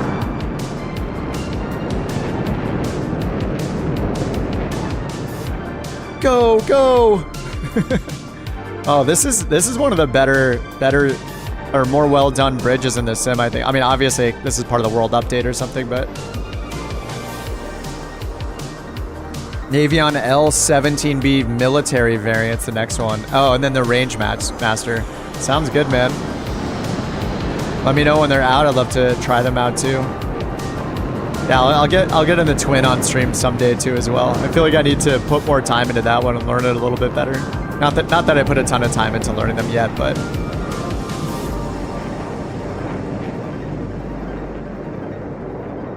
nice, Jeff. Jeff's just doing loops, no big deal. Oh no, somebody just went down. Mike, no. Oh, that's sick. Dude, Gabe and Schwartz, that looks so awesome. Man, I hope in 2024, Flight Sim 2024, they fix that glitch where as everybody flies under, it pops them to the top and then back underneath again. Jeff's showing off the capabilities of the extra right now. Easy loops. The airport is right next to us too, to the northeast. Hanger says the twin is the fastest. They had to put a speed kit on them so the gear didn't rip off. Oh my God.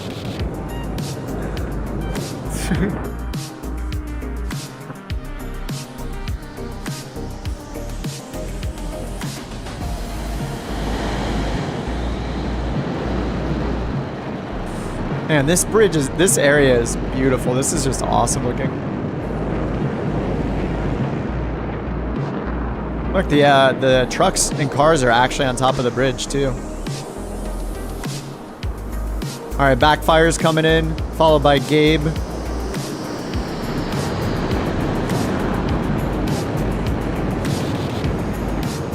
And then after you fly under, if you guys see where Endgame, where Josh is at over in the Vision Jet, that's where the airport's at. I'll just do a touch and go over there though. We just got 2 more to go to after this.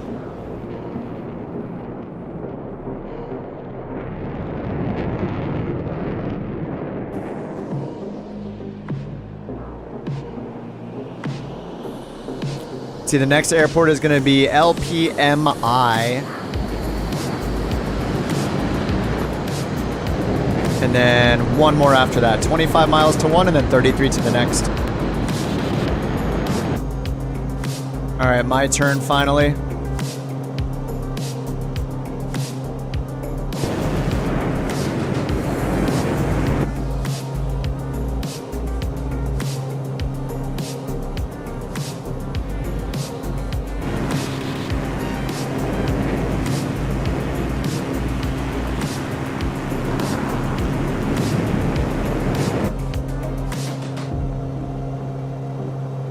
Probably just overfly this airport really quickly. We can just be on our way. We are past the 3-hour stream mark, so yeah, it's a bit tiring to fly more than a couple hours. I'm just gonna overfly the field and then just proceed on to the next one. Next course is 064 to LPMI, Lima Papa Mike India.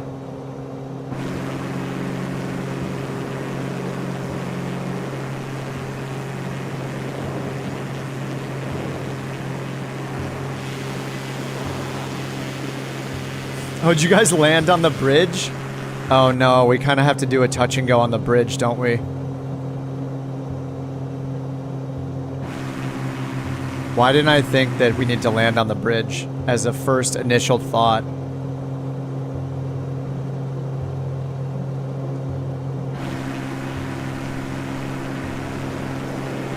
I remember when I tried to drive the Juice Goose over that one bridge.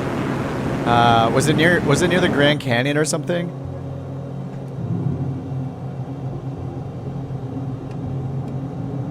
Just dumping the flaps.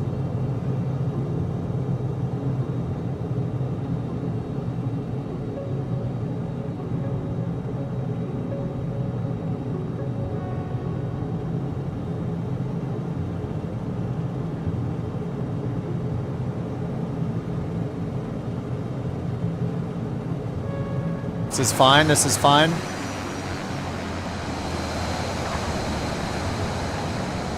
Oh yes, you can't hit the center divider actually. Nice, no collision with the center divider. Oh my god, this bridge is great. You can actually land on it. I'm not falling through the bridge like it's happened in the past before. The center divider doesn't mess with you, so it'll just let you clip through it. Uh-oh. Oh no, what the heck? Oh, I take it back.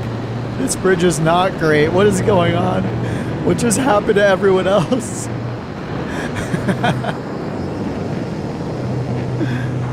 I have no idea what just happened there. Is there like an invisible wall here?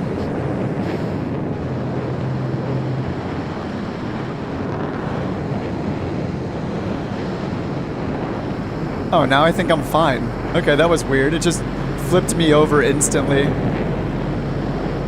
Yeah, just like it did to whoever's right in front of me here. Oh no, somebody had crash damage on.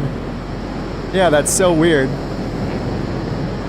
That's why I need an H160. True. There, little pushback.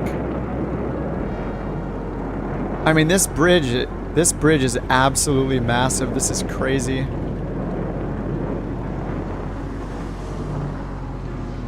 What an awesome bridge. All right, I'm already turned around. All right, let's make our way. Yeah, it's weird. It'll like bump random things. Some things have collision on and some things don't. And if you're stuck on the bridge, if you hit Shift P, it'll give you like a fake pushback tug. So you can kind of get turned around. There's like an invisible thing to hit there or something. Alright, let's take off again. Deployed the parachute. I have to check out that plane that has the parachute. The FS Reborn one. Oh, that's what you're in, Tony. Tony's in the ST4. Dude, I'm gonna have to get the ST4. Oh, it does work. You're in it. Oh, did you just get it and switch? Yeah, I see you right here in front of us. I'm gonna have to get that. I'm gonna have to get that plane. I mean, FS Reborn, they did such great work with the M500. It makes sense to check out the other ones. The Sting S4 is great. I definitely want to grab that one. It's so cool that it has a parachute in it. I can't see you as the Sting, but oh yeah, you're just floating down. I gotta grab the Sting too. Yeah, I've really loved the M500 for turboprops and like, I don't know. No way, no way. How? Come on, dude. All right, I'm pulling the mixture. I'm pulling the mixture. Why does this happen every stream? It should happen every 8 hours on average. I don't know the procedure. Dude, come on. It happens way too often. Oh yeah, we got the new Mayday emote going. I threw together last night. Or 2 nights ago? Oh no. Oh my god, I'm stalling. Alright, let me get the flaps out. Oh no. I'm just gonna keep turning and I hope this field is good enough. I don't think this field is big enough at all. Oh no, oh no. It's uphill slightly. At least it's uphill slightly. I'm almost stalling. Oh, this is gonna be a really hard landing. It's not good. I don't know if that's survivable. I don't know if it's survivable. It might be too fast. Oh, God. Why? Why does this happen every stream? I should buy a lottery ticket. It's a 1 in 144 chance, and it happens all the time. Oh, man. Oh, Schwartz. Where's the rescue chopper at? Oh, here comes Trip. Trip is actually coming in the chopper. Unfortunately, no ATC today, or I would call it in. Oh, man. This song. I hate this song. I never want to hear it again in my life. Trip is here in the H160, but he just shows up as a Bonanza or something. Now, I don't think I'm going to be able to take off. I don't think I'm going to be able to take off from here. I don't know. This thing does have a really strong engine. Let's put it to the test with a 5-foot takeoff roll.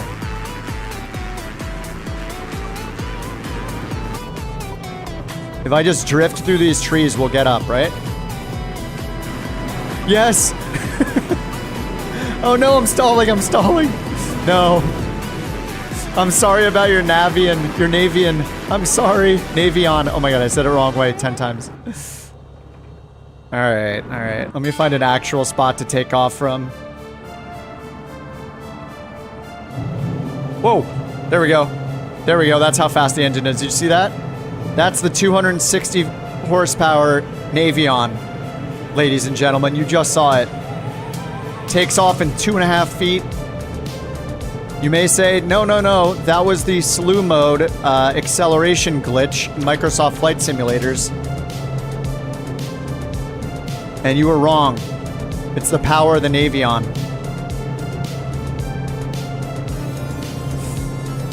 I actually need to get like the H160 or something, so when Trip or Jewel come to rescue me in their helicopter, or is it JBL that also does it? Or NJB, sorry. Haters will say it's slew mode.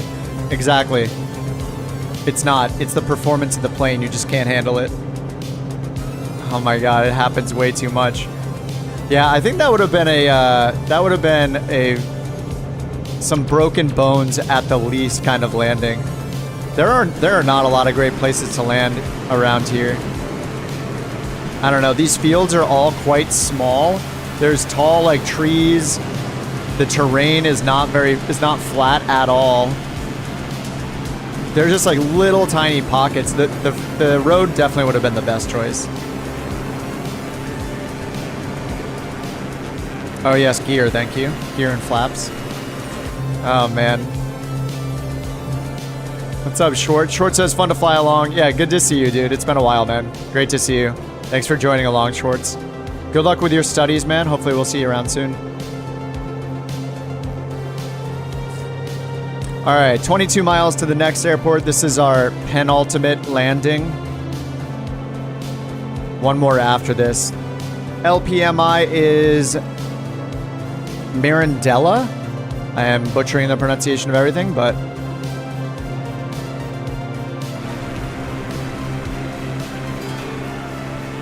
All right, let's see how it's looking here. All right, this airport is reporting marginal VFR, as we can see in front of us.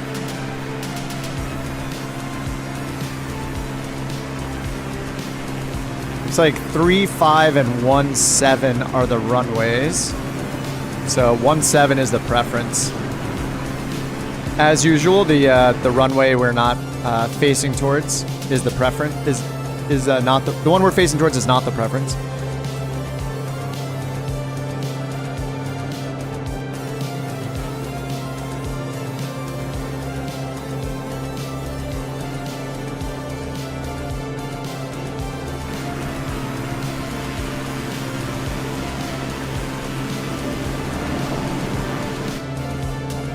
I added about 10 more songs to the playlist this morning, trying to keep the Mayday song at bay. It has not worked.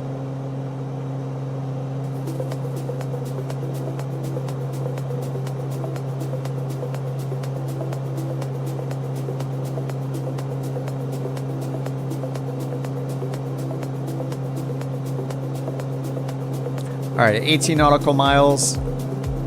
The last leg after this is going to be 33 miles.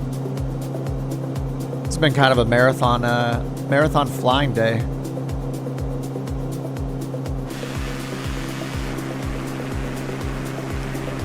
Man, I love Portugal. It's just awesome.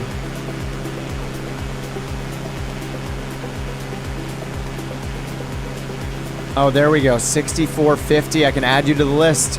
Thanks, Loki. Yeah, I think for the blue nameplates, I have to add you guys to the list with the numbers on the end, too.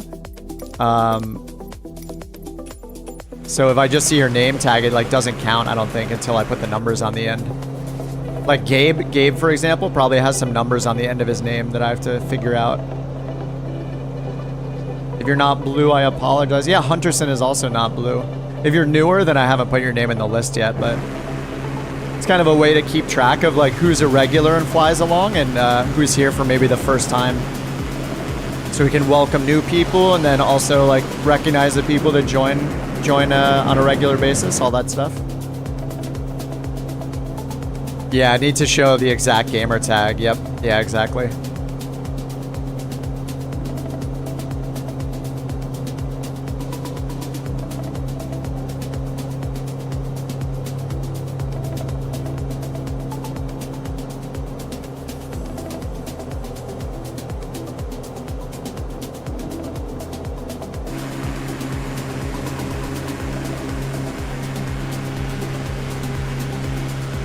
So pretty.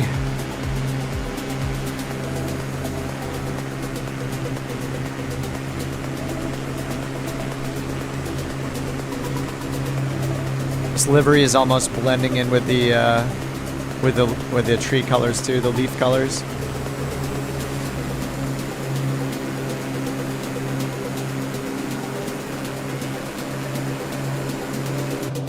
Oh, Josh sent a list of the names. Oh, is it on Discord?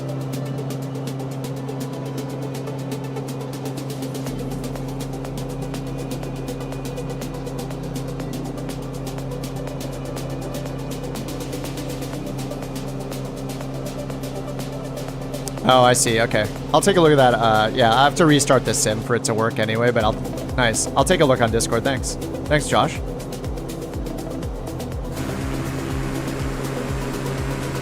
Dude, it looks so good right now. How is Flight Sim 2024 going to look even better than this, right? Like, when we get in... Because they're adding even more weather improvements, right? They're adding seasons. They're adding improvements to how all the terrain is generated, especially when it comes to, like, cliffs and stuff like that. It's even going to look better, and it looks so good already. I hope there are road fixes into, like, this kind of weird stuff we see everywhere. Looks so good right now. I think Rex is doing a lot of the heavy lifting here with the trees and the terrain, but it's beautiful. All right, 10 miles coming up. Airport elevation is 1,300 feet, and runway 17 is our preference.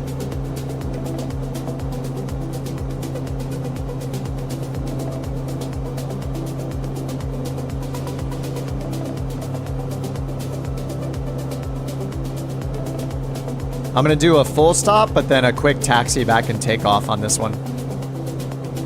And let's see, the METAR says 8 knot winds, 110 at 8.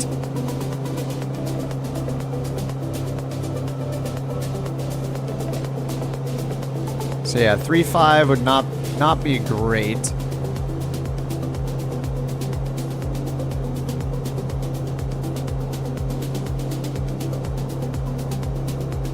But 3.5 is going to put us once again in the right, facing the right direction for the next airport. Maybe I'll land on 3.5 and take off on 17. All right, 1,300 feet for the airport elevation. We're currently at... about 2,800 feet.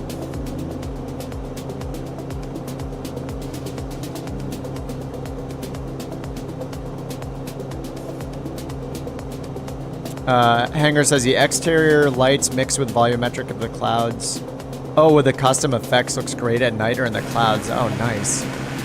I do have an add-on for the lights though, so I don't know if it's messing with it. I have an add-on that replaces the lights in planes. Like, it's like a light realism add-on from the marketplace.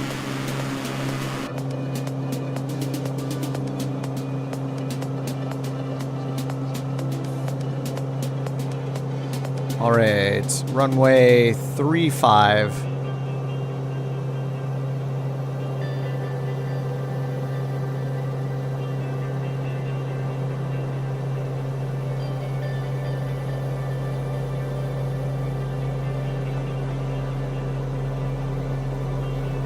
I think this is a song we'll retire as well.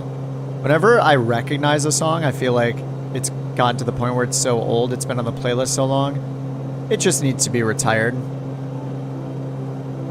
Let some of the new songs have a chance, you know?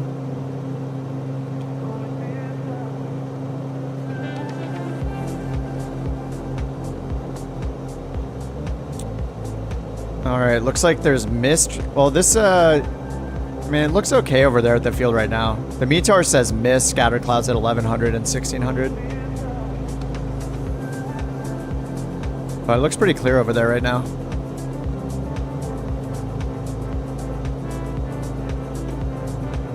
Alright, there's the runway right there. I'm just going to land on 3.5 because the theme of the stream being lazy and just taking whatever runway is in our direction of travel.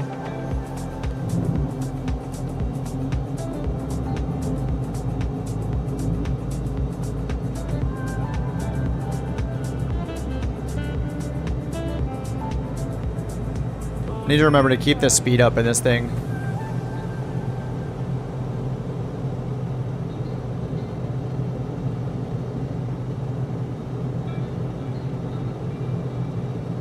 Privyet. Big Sierra in the A310. Need to drum up more players. Oh yeah, next airliner group flight. Yeah, if you guys want to fly airliners in group flights, Sierra and React did one last night on the Discord.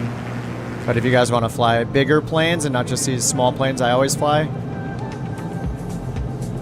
Wouldn't be a KIP stream. Yeah, it wouldn't be a flight sim stream. Any flight sim stream without an Airbus.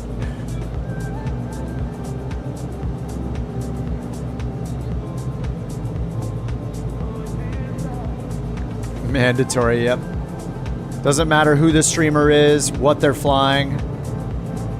Has to be an Airbus every time.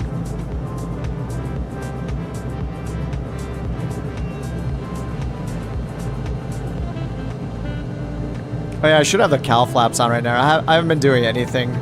Cowl flaps should be on. I just turned the pump on for the landing. But I am gonna I'll do a full stop, but then I'm just gonna back taxi really quickly. And we'll just take off and do our last leg to LPBG. Papa Bravo Golf is the last one. 33 miles until we get there. Nice plane, but slow. Oh, the one you just got. I already forgot the name of it. That FS Reborn plane. How slow?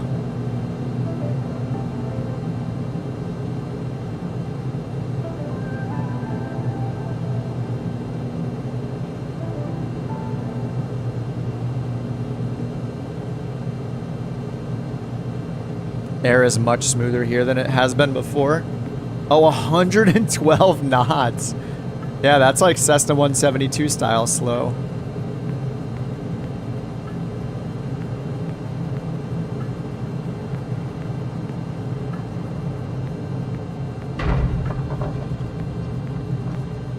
Man, this thing stops so quickly too.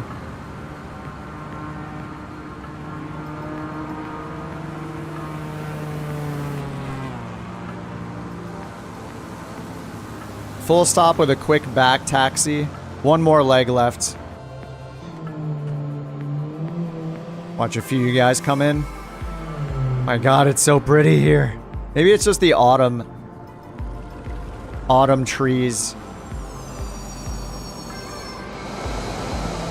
Just looks so good. Yeah, 112 knots sounds very slow. I don't know, is that indicated or is that your ground speed, Tony? We've also had some pretty rough winds today. I think even in the Navion, I've been going like 150 knots or so.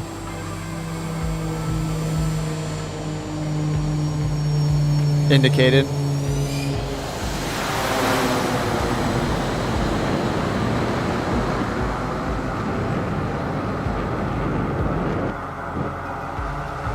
All right, one more leg. The last leg's only 30 nautical miles. Let me update that. Update at in Volanta. I wonder if Volanta's giving me credit for all these landings or what. I don't know how it works when you're doing like multi-leg stuff. I'm relatively new to Volanta. All right, we're going to Lima, Papa, Bravo, Golf is our last and final stop for the day.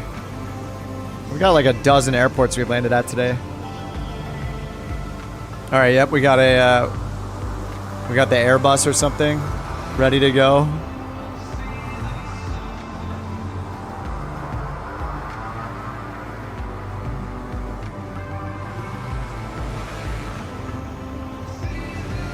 All right, let me taxi back. Parking brake off. I got the cowl flaps and the fuel pump. Cowl flaps open, fuel pump is on. Yeah, I haven't been following any of the procedures, but in the future I will.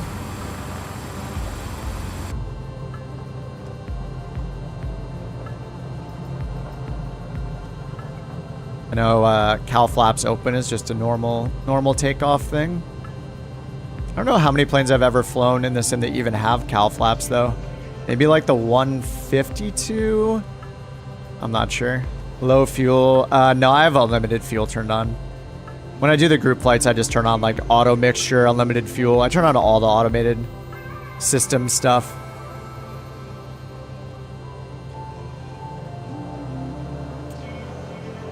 Whoops. Whoa. Didn't reset my pitch trim.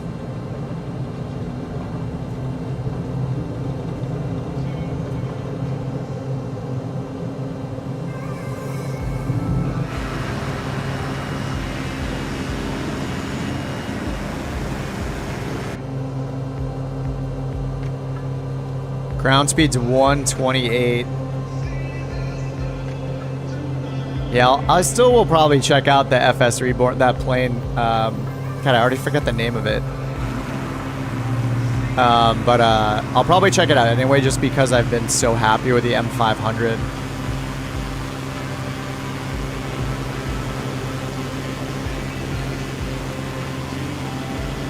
Oh, the Sting, that's right. Yeah, sorry.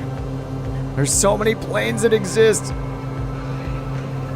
So many planes to memorize. The designator code for, the, you know, what avionics it has in it. All that. Cow flaps and the Bonanza. Alright, cow flaps are closed. Alright, we just got 31 miles to the last airport. Oh, great visibility in it. Nice.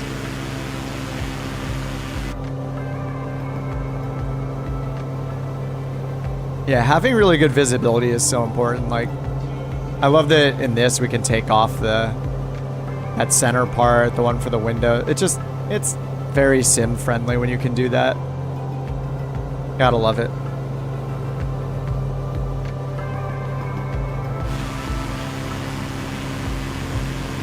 All right, last stop of the day is at Bragan'a? I don't know how to pronounce anything, but that is our last airport. 33 miles away from here.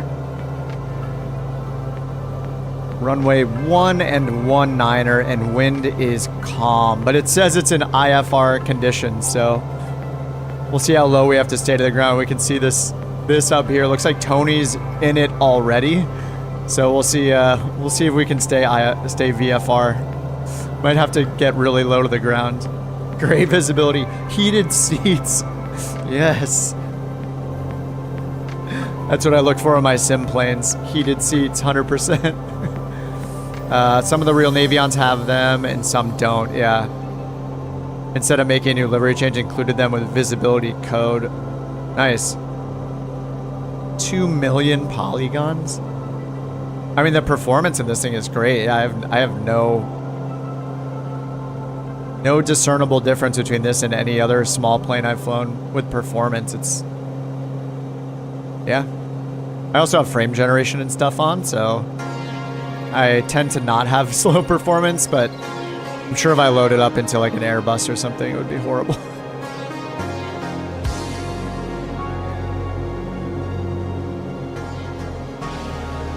All right, 26 nautical miles.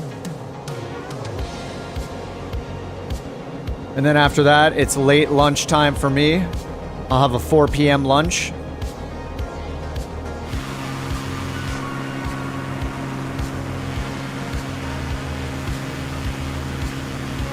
Nice. I'm ahead of you guys, and I'm going to keep it that way so I can watch some landings. Just going to keep this thing max throttle. We'll see, though. It says IFR. It says overcast. Okay, overcast at 1,100 feet. That's not too bad. I'm sure we can stay under the clouds here. Your cat's in the cat seat. Nice. Nice. Having a dunge. Yeah. Doctor says, how's the flying been? Did a lesson in a 1947 Cessna 172 today. Nice. What kind of avionics were in that thing, if any? Was there a 430 in it like this? Garmin 430 maybe? Runman says, jumped in to fly the last leg but can't see you guys. Make sure you have all players on and you're on USA East. There's instructions in the video description, Runman, to make sure. Hanger says, I even modeled the full gear setup, especially the front cable. Yeah, the gear, dude, I love how the gear retracts in this thing. Yeah, the nose wheel too. It's got character. It is very cool. Let me get more screenshots. It's just Portugal, man. It's so beautiful here. Tony with 5 more gifted. Thank you, Tony. Tony's got a new plane and a bunch of new stools to give away to the new members. Enjoy your stools, everybody. Your very comfortable sim stool. No, I mean, at least it's got the benefit, no armrests on the stool. You know, your arms are free to use your stick, your throttle, and all that. can be very mobile on a stool. It'll get more comfortable over time. Thanks again, Tony. Appreciate you, man. It's a heated, yeah, a heated wooden stool.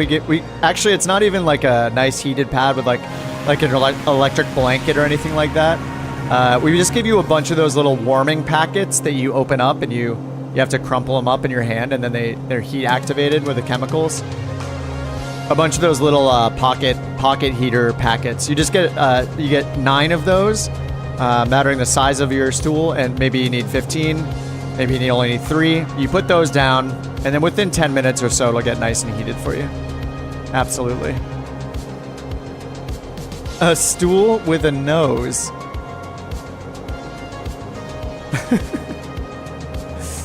It's got they all have different eyes and mustaches, and over time your chair gets more comfortable and your mustache grows. It's very strange, but just go with it, okay? It's all leading up to the eventual Couch Captain title. I wish you could do that on YouTube, actually, like have each month be a different title, but you can't. You can't do it on Twitch either, but the badge does update. Air-conditioned, heated stool, whatever you need, mattering where you live. The technology, it's really improved back in the day, from the days where stools were not heated.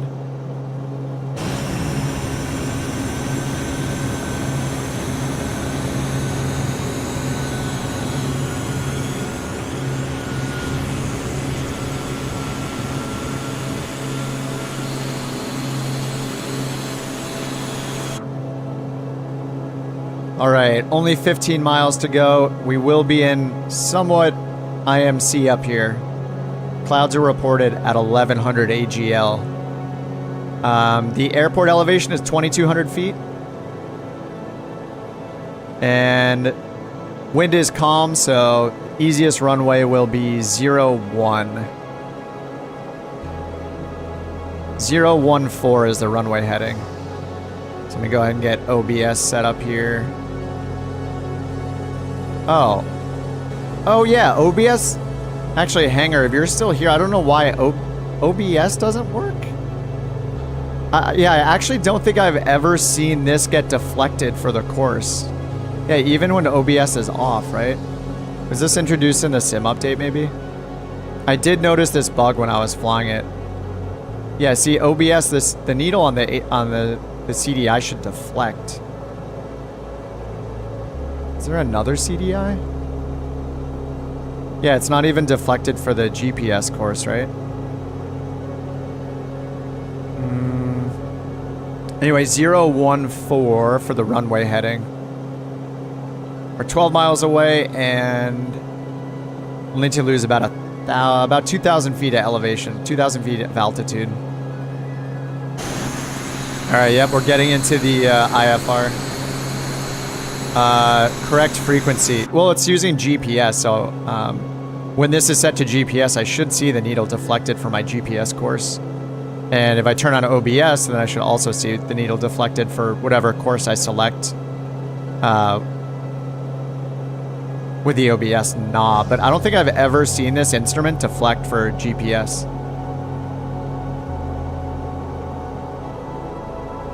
Maybe it just doesn't work with GPS?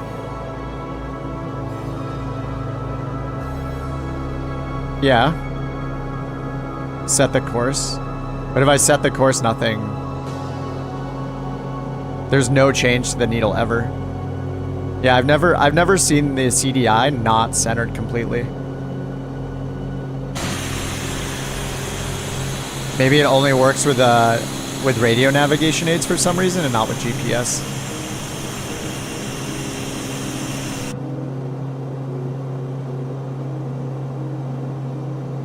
But the CDI, like in every other plane that I have GPS in, the CDI works with the GPS course. It should deflect to show my GPS course. Or like if I'm using a GPS approach, for example, I also should be able to get like vertical guidance on that as well with like an LPV approach, all that kind of stuff. I think maybe it's just not compatible with GPS. All right, 6 miles away. 6 miles, runway 01. It will only show without GPS. Interesting. Yeah, I'm used to using this for GPS, OBS mode on GPS, and also like any GPS approaches as well, like any RNAV GPS approach.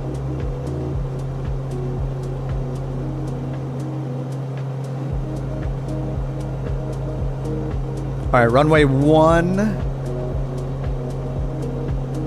Almost aligned with it. Is that the airport right there? Gotta get slowed down. I don't get, I like, my speed management has been so bad lately. I'm like usually way too fast. All right, let's zoom in here on the map. All right, 4 mile final.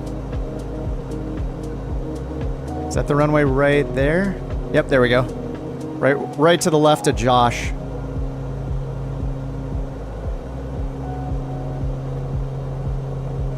What is a gear? Maximum gear speed. Gear extension 100. It says knots, right? Mile per hour / knot. It's 100 miles an hour. 100 miles an hour for the gear extension. Whoa. I've been putting it out at like 140. Whoops. Sorry, gear. All right, let me get much slower. So gear and flaps need to wait for the white arc. Or did that say emergency? No, that said airspeed, miles per hour, knots. All right, gear coming down. I left the hydraulic power on the whole time. All right, 3 greens.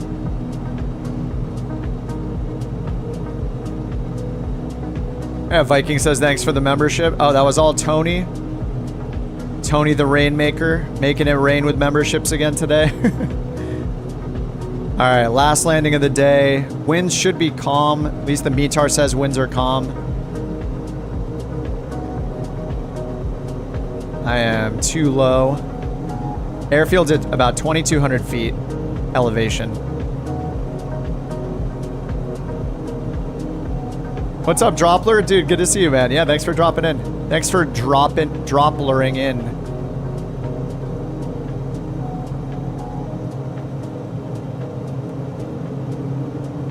I got 4 reds on the Pappies there. Way too low. God, I have to fly in Portugal more. This has been awesome. This is some of the best, like, scenic flying I think we've done in a while.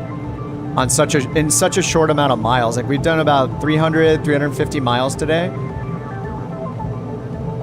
Pretty much started near, like, beaches almost. We could have went to the beach first.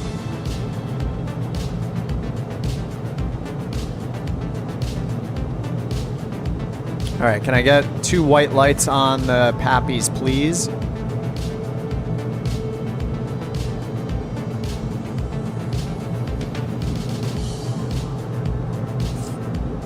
All right, there's 1 white light. I feel like we're too high, but it says we're too low right now. All right, now it says we're on glide slope. This might be more than a 3-degree glide slope. Yeah, we're already high. It's probably steeper than 3 degrees. For the approach here.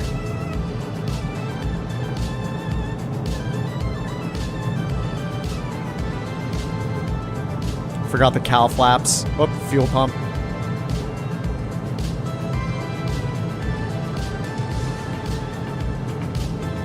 All right, rudder pedals. I'm here with my legs, my ankles crossed. I'm being escorted. Oh, that was a pretty good landing compared to the earlier ones. That braking power. All right, let me pull off and watch some of you guys. Let me get the camera out. Man, so many of you guys have already landed. I need to be the one that's in the jet so I can land and watch landings.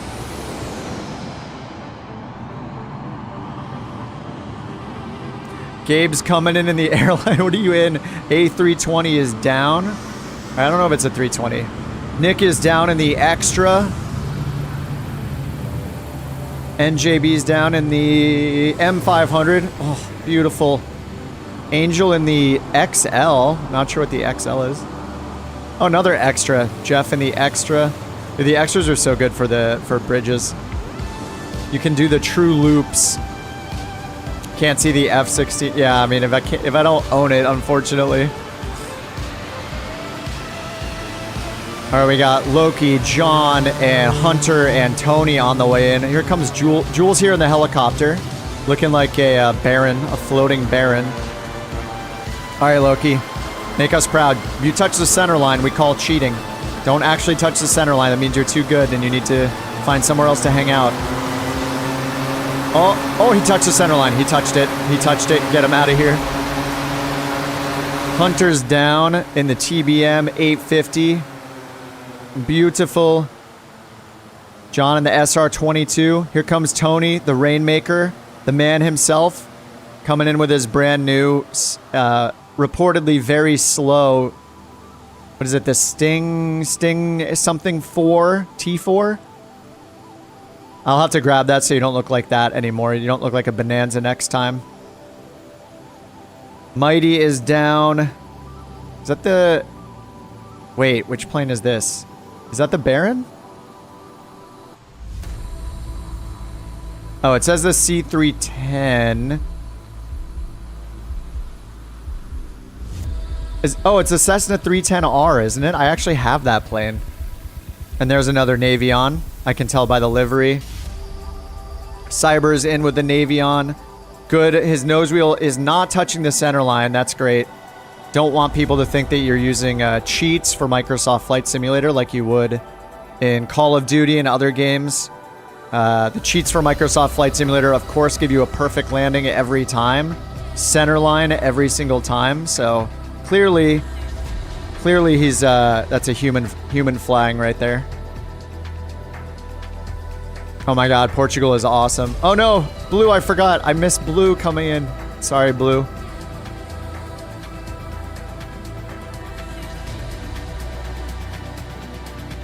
Beautiful job, everyone. Oh, it's actually got the name of the airfield here. That's cool.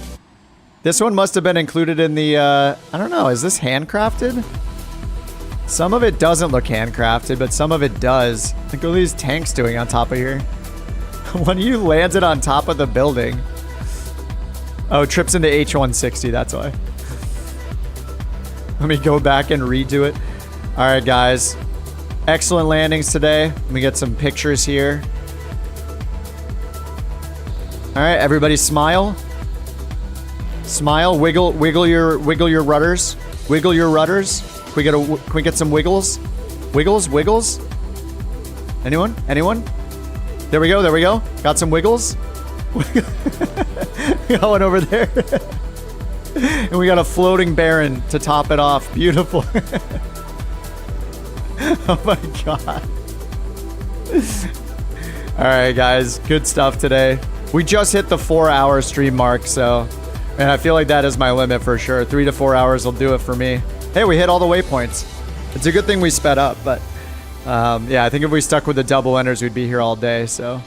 Good thing we switched it up a bit, got a little bit faster. Taking more screenshots for future thumbnails, for sharing in Discord. Speaking of which, if any of you guys want to join us in Discord, people are organizing flights in there here and there. It's not super often yet, but maybe it'll be more in time. So if you want to hop on Discord, feel free to join us. As usual, thank you guys so much for all the gifted memberships. Tony, thanks for the gifted memberships. The Mountain and Sierra, really appreciate it. And Johnny for re-upping for month 2, upgraded to a lawn chair, very, very comfortable. It's got armrest now, so. Viking says, when's the next stream? I've been considering adding in Sundays, so it's usually a little ad hoc for Sundays, but consistently Tuesday, Thursday, and Saturday. And you join the flights just by being on the same multiplayer server as us and going to the same spot in the world. We're on USA East, and all those instructions are down in the video description, as are links to the stuff I used today, like the Got Friends, Rex AccuSeason, those kind of mods. But yeah, if you have any more questions, feel free to hit me up on the Discord or the next stream. Totally up to you. Thank you guys for joining. Appreciate it every time. And I'll see you guys on Discord. I'll see you guys at the latest on Tuesday. Oh no, it's all good, Viking. It is all good. Hey, Elaine, how's it going? All right, guys, have a great rest of your day. Have a good night. Thanks for flying along. I think we could all probably agree that Portugal is awesome. Holy crap, what a cool place to fly. I'm blown away. It looks so good in Portugal. Now I need to go in real life. I've never been to Spain or Portugal in real life, but absolutely beautiful. Just like your beautiful chair faces and mustaches are. All right, guys, have a good rest of your day. Have a good night. I'll see you guys on Discord. I'll see you guys in the next stream. Peace out. Thanks for flying along. See ya.